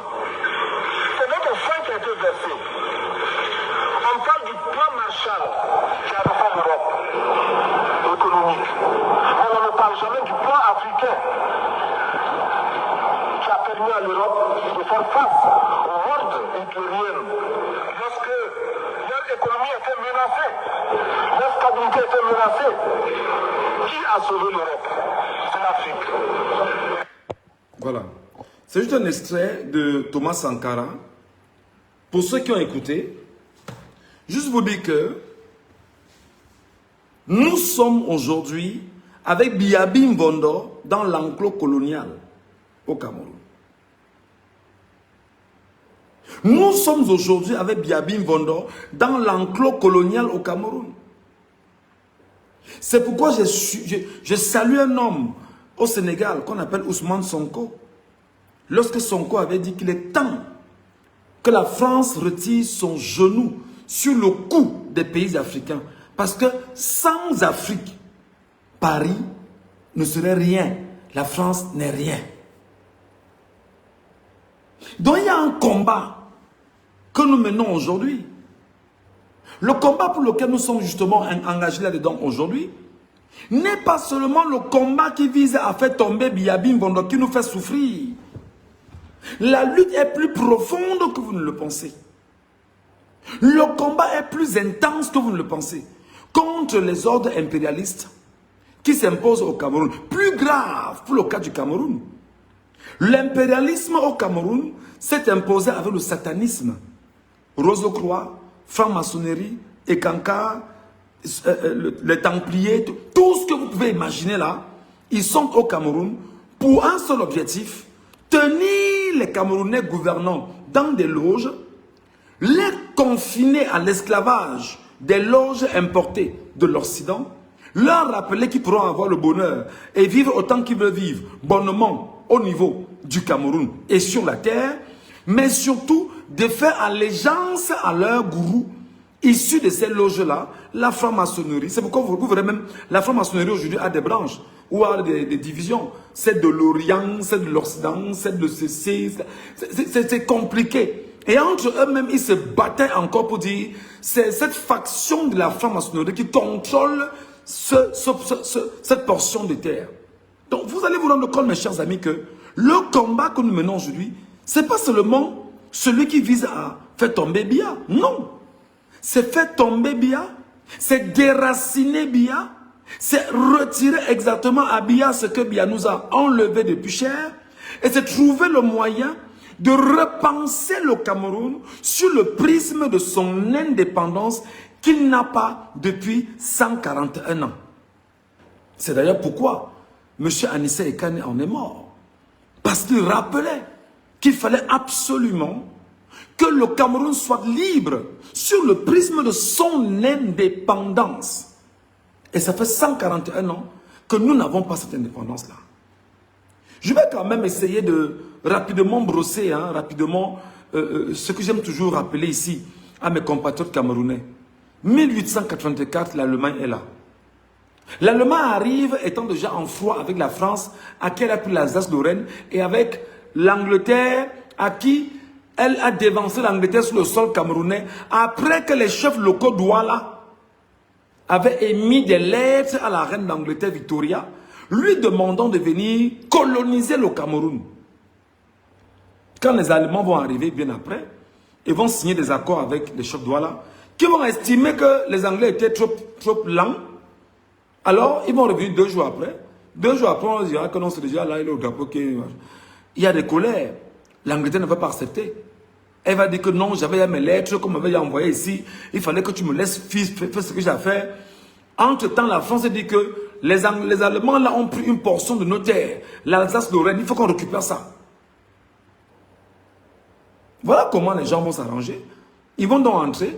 Après avoir fait ce qu'on appelle la conférence des Berlin sur le partage du continent africain. Donc ton pays, le Cameroun, notre pays là, où nous sommes là, le Cameroun, a été partagé.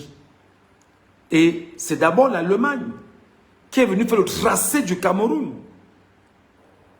Lorsqu'ils ont chassé l'Allemagne pendant la Première Guerre mondiale, ils ont imposé effectivement à l'Allemagne de quitter le Cameroun, et la France et l'Angleterre, les vainqueurs de la guerre, se sont partagés ton pays, le Cameroun, toi et moi.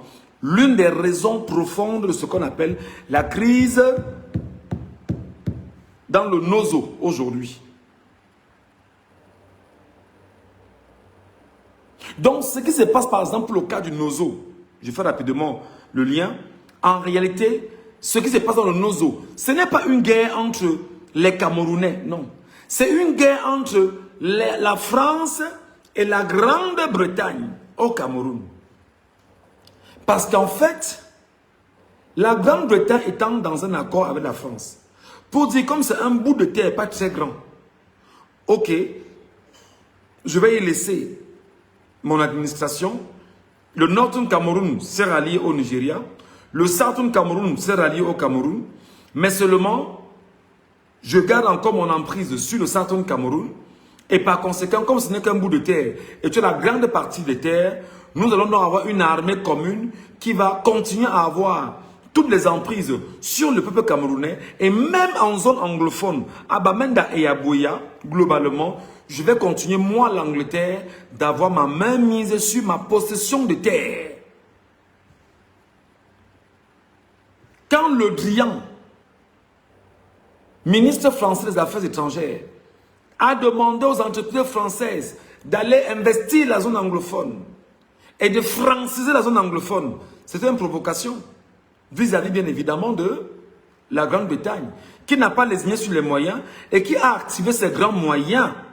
Et en activant ces grands moyens, la Grande-Bretagne, qu'est-ce qu'elle a fait? Elle a trouvé dans le moyen de dire, on organise une guerre, comme nous ne pouvons pas nous battre sur le sol européen, nous allons nous battre sur le sol africain. Et qui doit périr? Ce sont les Africains, notamment Camerounais. Et sous la bannière des Nations Unies, on va faire semblant de vouloir réparer la guerre. On n'est pas pour réparer la guerre. C'est que tu me laisses ma portion de terre, tu n'entres pas. Donc la France et la Grande-Bretagne sont ceux et celles qui se battent dans le Nozo.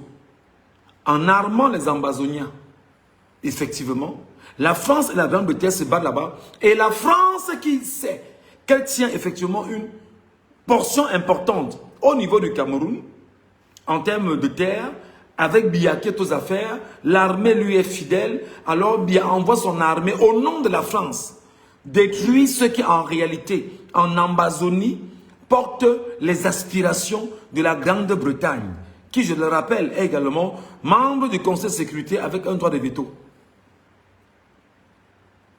Et dans cette configuration, voilà donc comment les choses avancent, durement pour les Camerounais et pour les Africains. Pour le cas du Cameroun, mon cher frère, ma chère soeur, mon cher compatriote, la seule chose qu'on soit capable de faire là maintenant, c'est la népalisation. Je te dis, et écoute-moi très bien, la seule chose qu'on soit capable de faire là maintenant, c'est népaliser le pays. Mais sachant qu'en népalisant le pays, on va mourir. Je t'explique pour que tu comprennes très bien. La seule chose qu'on doit faire là maintenant, c'est d'entrer dans une guerre avec le régime en place. Et je vais t'expliquer comment cela se fait. Une guerre avec le régime en place, c'est de, excusez-moi, c'est de killer tous les membres du régime. Avec les mains, avec les pierres, avec les bâtons, les tabasser et les tuer un à un.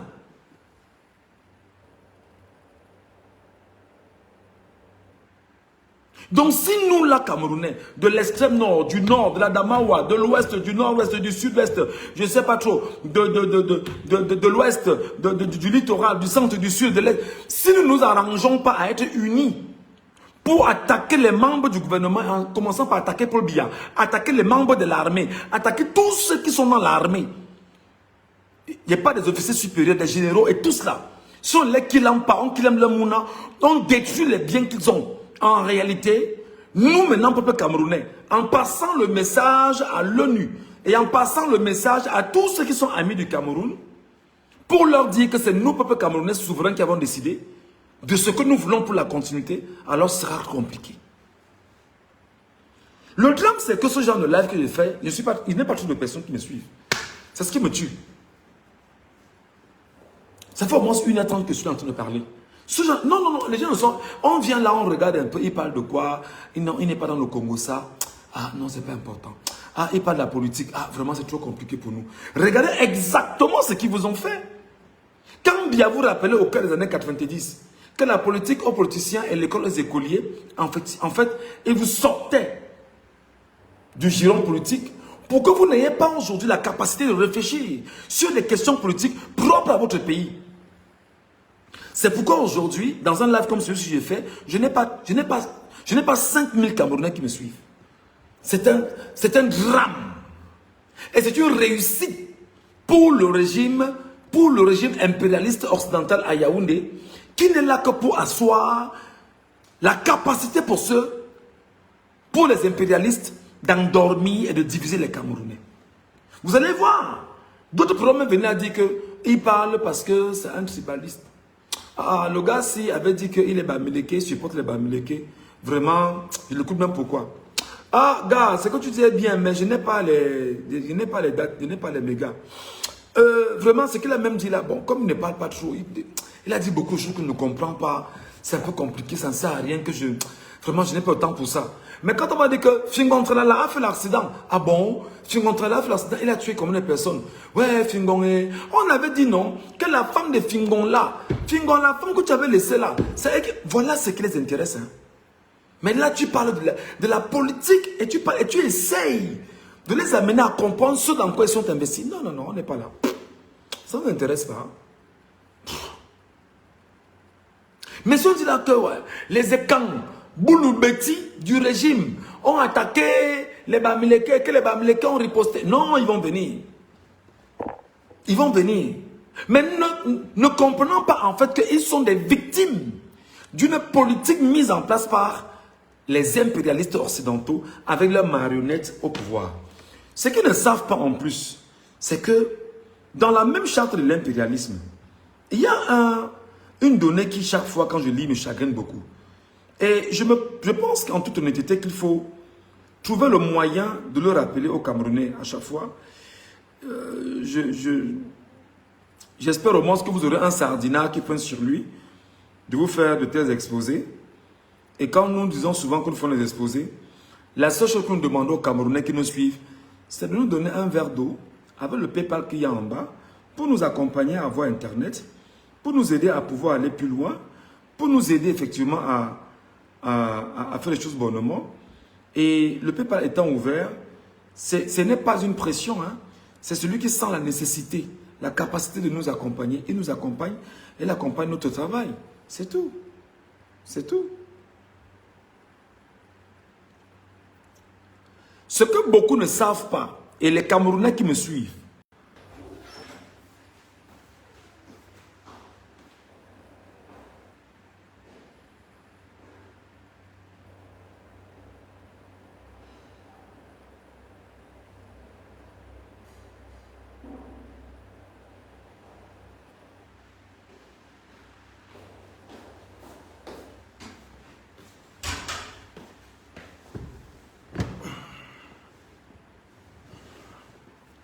tapotez un peu là pour les amis, s'il vous plaît. Apparemment, ce qu'on dit là peut déranger des gens et puis... Tapotez le live, voir, tapotez le live, voir. Vous n'êtes pas très nombreux, mais tapotez, voir. Mettez beaucoup de cœur et de j'aime voir. Mettez des pouces et des... Que chacun me donne par exemple 1000 pouces bleus et 1000 j'aime. Tu peux tapoter comme ça 1000 pouces bleus, 1000 fois. Tu tapes 1000 j'aime, chacun. Ça va nous permettre justement de sauvegarder ce qu'on est en train de faire et de permettre aux uns et aux autres effectivement de venir nous écouter ici après.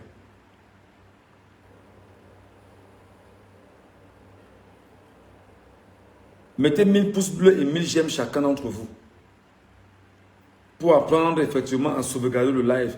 Et n'oubliez pas que lorsque vous mettez les j'aime, ce sont les j'aime là qui stimulent d'autres Camerounais à venir écouter ce qu'on met ici parce que l'algorithme de Facebook retient que ce qui se dit ici est important et c'est l'algorithme là maintenant qui renvoie l'information à ceux qui sont abonnés et à ceux qui ne le sont même pas pour qu'ils viennent écouter.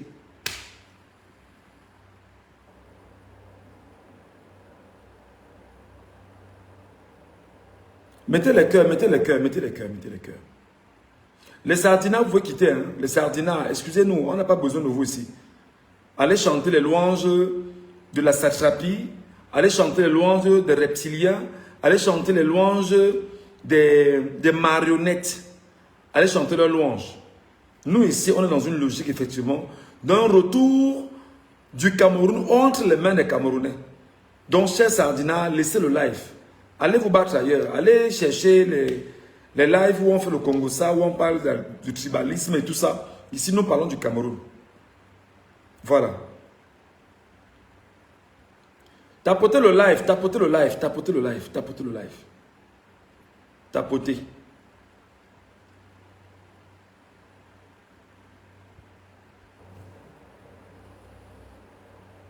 Que pensent exactement les impérialistes occidentaux sur la question de Biya? Tout pouvoir et gouvernement établi est légal, légitime et démocratique. Tout pouvoir et gouvernement établi par nous est légal, légitime et démocratique. Nous, c'est qui? La France, la Grande-Bretagne et les pays de l'Occident. Donc j'entends les gens dire depuis que vraiment l'Union européenne n'a pas encore parlé, l'Union européenne n'a pas salué, les États-Unis n'ont pas... Ils ne peuvent pas saluer parce qu'ils sont muets. Leur technique est de ne rien dire. Vous laissez croire qu'ils sont contre Biya. Vous laissez croire qu'ils ne savent pas ce que Biya est en train de faire. Vous laissez croire qu'ils sont ignorants de ce que Biya est en train de faire. L'Union européenne sait, les États-Unis savent, l'ONU sait, les organisations internationales savent exactement ce qui se passe au Cameroun. Mais leur but, effectivement, est de maintenir Biya, qui est le garant de leurs intérêts au Cameroun. Comment voulez-vous donc que des pays étrangers viennent donc nous faire la loi au Cameroun? Tout à l'heure, je vous dirai exactement ce qu'il faut faire pour qu'on puisse avancer. Et ce sont les raisons pour lesquelles ils ne m'aiment pas. Beaucoup ne m'aiment pas parce qu'ils estiment qu'il est fou. Il dit des choses là qu'il ne peut pas prouver. Vraiment, il s'attaque à X et Y. Je m'en fous. La vie ne m'appartient pas. Je viens au monde, je vais partir laisser le monde. J'en ai rien à foutre. On est trop tôt pour mourir une fois qu'on soit né. Hein. On est trop vieux pour mourir une fois qu'on soit né. Tout pouvoir et gouvernement établi par nous, dans le nous là, ce sont les pays impérialistes. C'est le monde occidental. Dans le nous là, c'est le monde occidental. Est légal, légitime et démocratique. C'est pourquoi vous allez voir les sardinards, les Ekambouloubeti, victimes de la même politique mise en place par leurs frères au pouvoir. Ce qui leur donne beaucoup de zèle, beaucoup d'assurance, c'est qu'ils savent que le régime est illégal et établi par ceux qui sont également illégaux à décider de la vie d'une nation, le monde occidental. Tout pouvoir et gouvernement établi par nous est légal, légitime et démocratique. Mais tout autre pouvoir ou gouvernement qui n'émane pas de nous est illégal, illégitime et dictatorial, quelle que soit sa forme et sa légitimité. Je prends seulement cet extrait. Le Conseil constitutionnel du Cameroun est illégitime parce qu'il a été nommé par un homme qui a pris sur lui les pleins pouvoirs. Il s'appelle Paul Barthélémy Biabim-Bondo et il les dirige, il a mis la main mise sur eux. Et l'élection du Cameroun est illégitime parce que c'est une antichambre du RDPC. Le Parlement, chambre basse, est illégitime parce que tous les élus, tous ceux qui sont élus là-bas, d'ailleurs, regardez encore ce qu'ils ont fait récemment, c'est d'aller à une élection régionale sans qu'on ait renouvelé les élus au Cameroun. Ils sont repartis avec les mêmes élus qui ont voté la fois dernière, les mêmes élus qui leur garantissent en principe l'obtention de ces régionales au niveau du Cameroun, n'ont pas été renouvelés. Sachant que s'ils parvenaient à renouveler ces élus, ils n'auraient pas le contrôle sur ces élus. Ils ont été contraints de refaire avec les mêmes élus en traficotant les textes au Cameroun. Donc, ils sont donc illégitimes. Tout est illégitime. L'ONU le sait. La France le sait. les États-Unis le savent, la Russie le sait, la Chine le sait, la Grande-Bretagne le sait, et les 10 autres pays du monde qui sont les pays qui décident au cœur, bien évidemment, de l'ONU, qui constituent les pays états membres du Conseil de sécurité, le savent. Biya n'a pas gagné les élections au Cameroun. Donc, mes chers compatriotes, je vais donc vous dire que si nous, là, ne prenons pas la peine de mettre en place un mouvement insurrectionnel, populaire, d'action, on ne va pas gagner cette bataille. C'est-à-dire, ce que je vais dire est très grave. Ce que je vais dire est très grave. Tous ceux qui sont dans la diplomatie au Cameroun sont complices. Eux aussi paieront les frais de la népalisation du Cameroun. Je redis, tous ceux qui sont dans la diplomatie bilatérale et multilatérale au Cameroun sont complices de ce qui se passe au Cameroun. Eux aussi paieront les frais.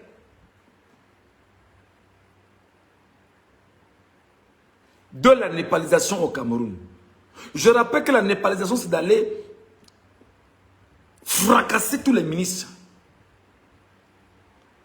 tous les directeurs généraux, mettre le feu sur toutes les institutions au Cameroun, comme l'ont fait les Népalais, imposer la volonté populaire, imposer la volonté populaire, et même l'armée s'attendre à faire en sorte que ce ne soit pas l'armée qui prenne le pouvoir au Cameroun, parce que si vous laissez l'armée prendre le pouvoir au Cameroun, sans organiser le Cameroun, ce sera extrêmement difficile. Et c'est ce que Haïti a compris. Tapotez l'écran. Tapotez l'écran. Haïti a compris ça. Haïti aujourd'hui est un pays qui est venu à no man's land. Parce qu'ils ont décidé que nous n'allons plus suivre les injonctions occidentales. Mettez le cœur voir. Je ne veux plus le cœur monter. Pourquoi?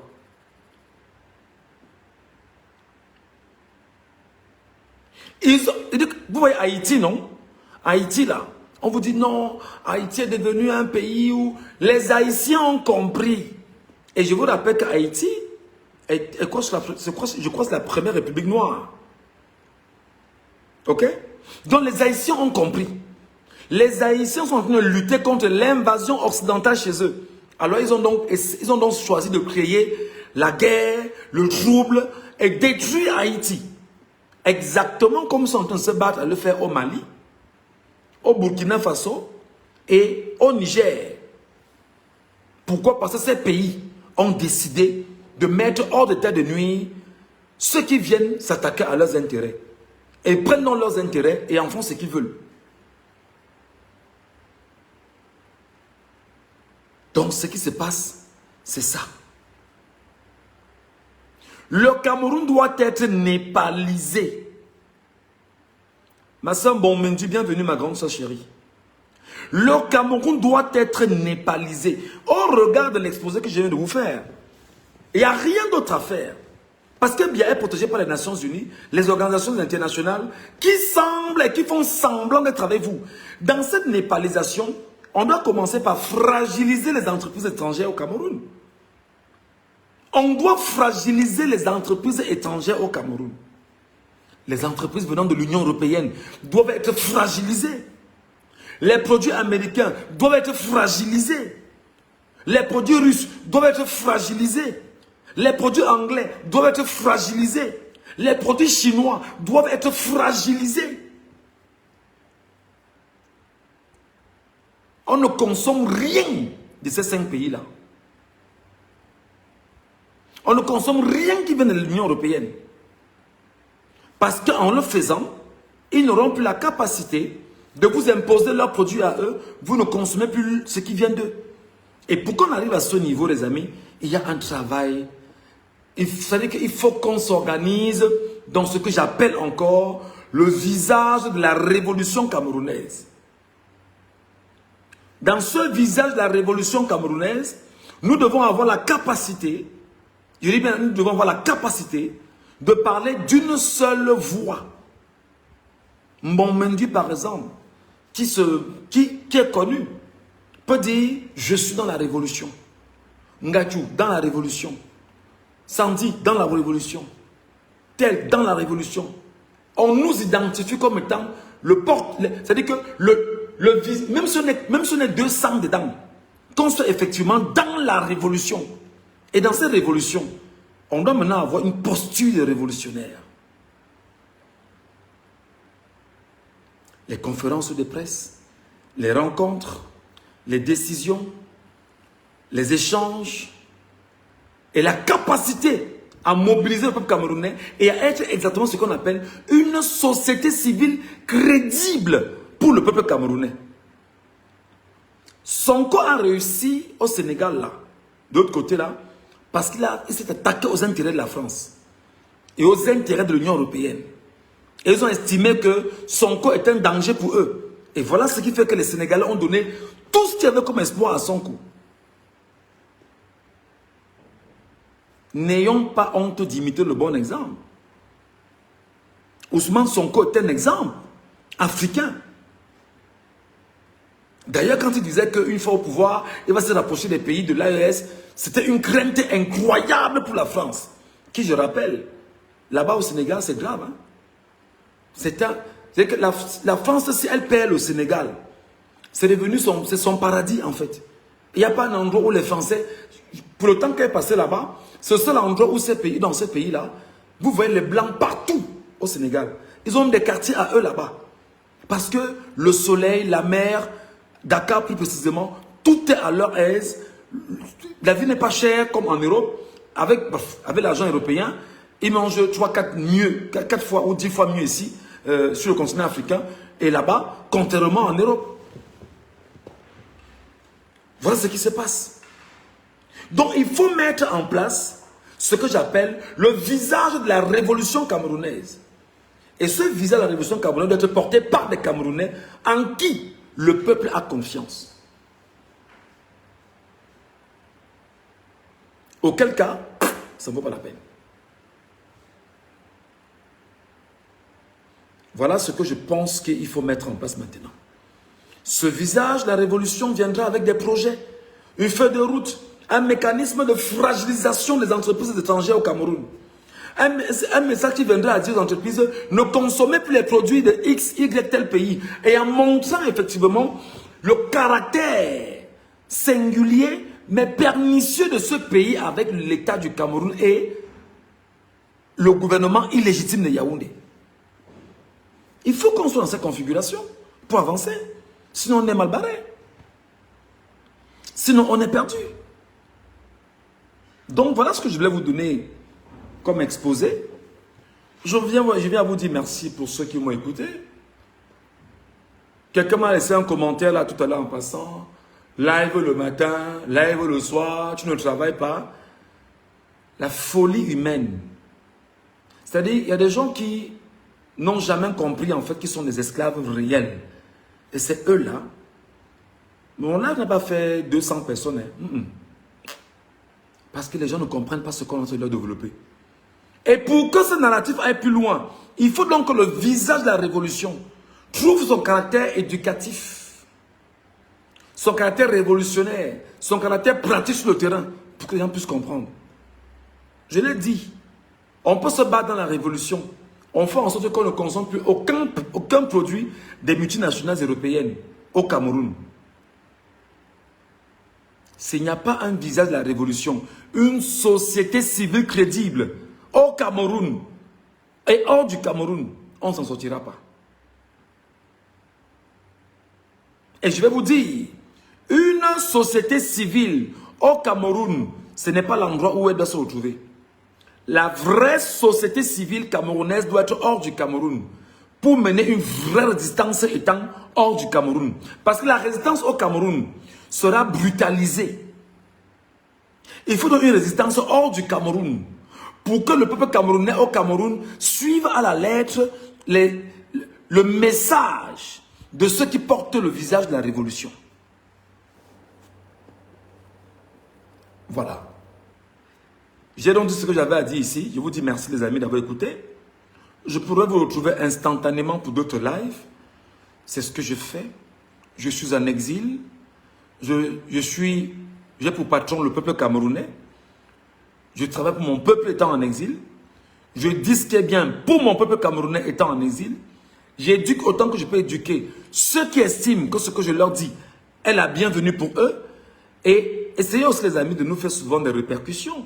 Dites-nous si ce que nous vous disons est bien reçu pour que nous soyons capables d'être suffisamment motivés, d'être capables d'aller plus loin, de faire le plus grand nombre de recherches pour qu'ensemble nous puissions porter le combat qui est le nôtre. Donc, le combat n'est pas seulement de détruire et de chasser Biya. Non. Il faut chasser Biya, il faut détruire la dictature, il faut détruire la tyrannie, il faut poursuivre chaque membre du régime dans une justice mise en place au Cameroun et que le Cameroun soit indépendant sans être contrôlé par une entité occidentale et que nous décidions effectivement aujourd'hui de la trajectoire que nous voulons pour l'avenir du peuple camerounais souverain. Préparons-nous à mourir. C'est bien de dire des choses comme ça. Préparons-nous à mourir. Des gens vont encore mourir. Des gens vont encore mourir dans la révolution au Cameroun. Et ce sera comme on le dit souvent, on ne peut pas faire des omelettes sans casser les œufs.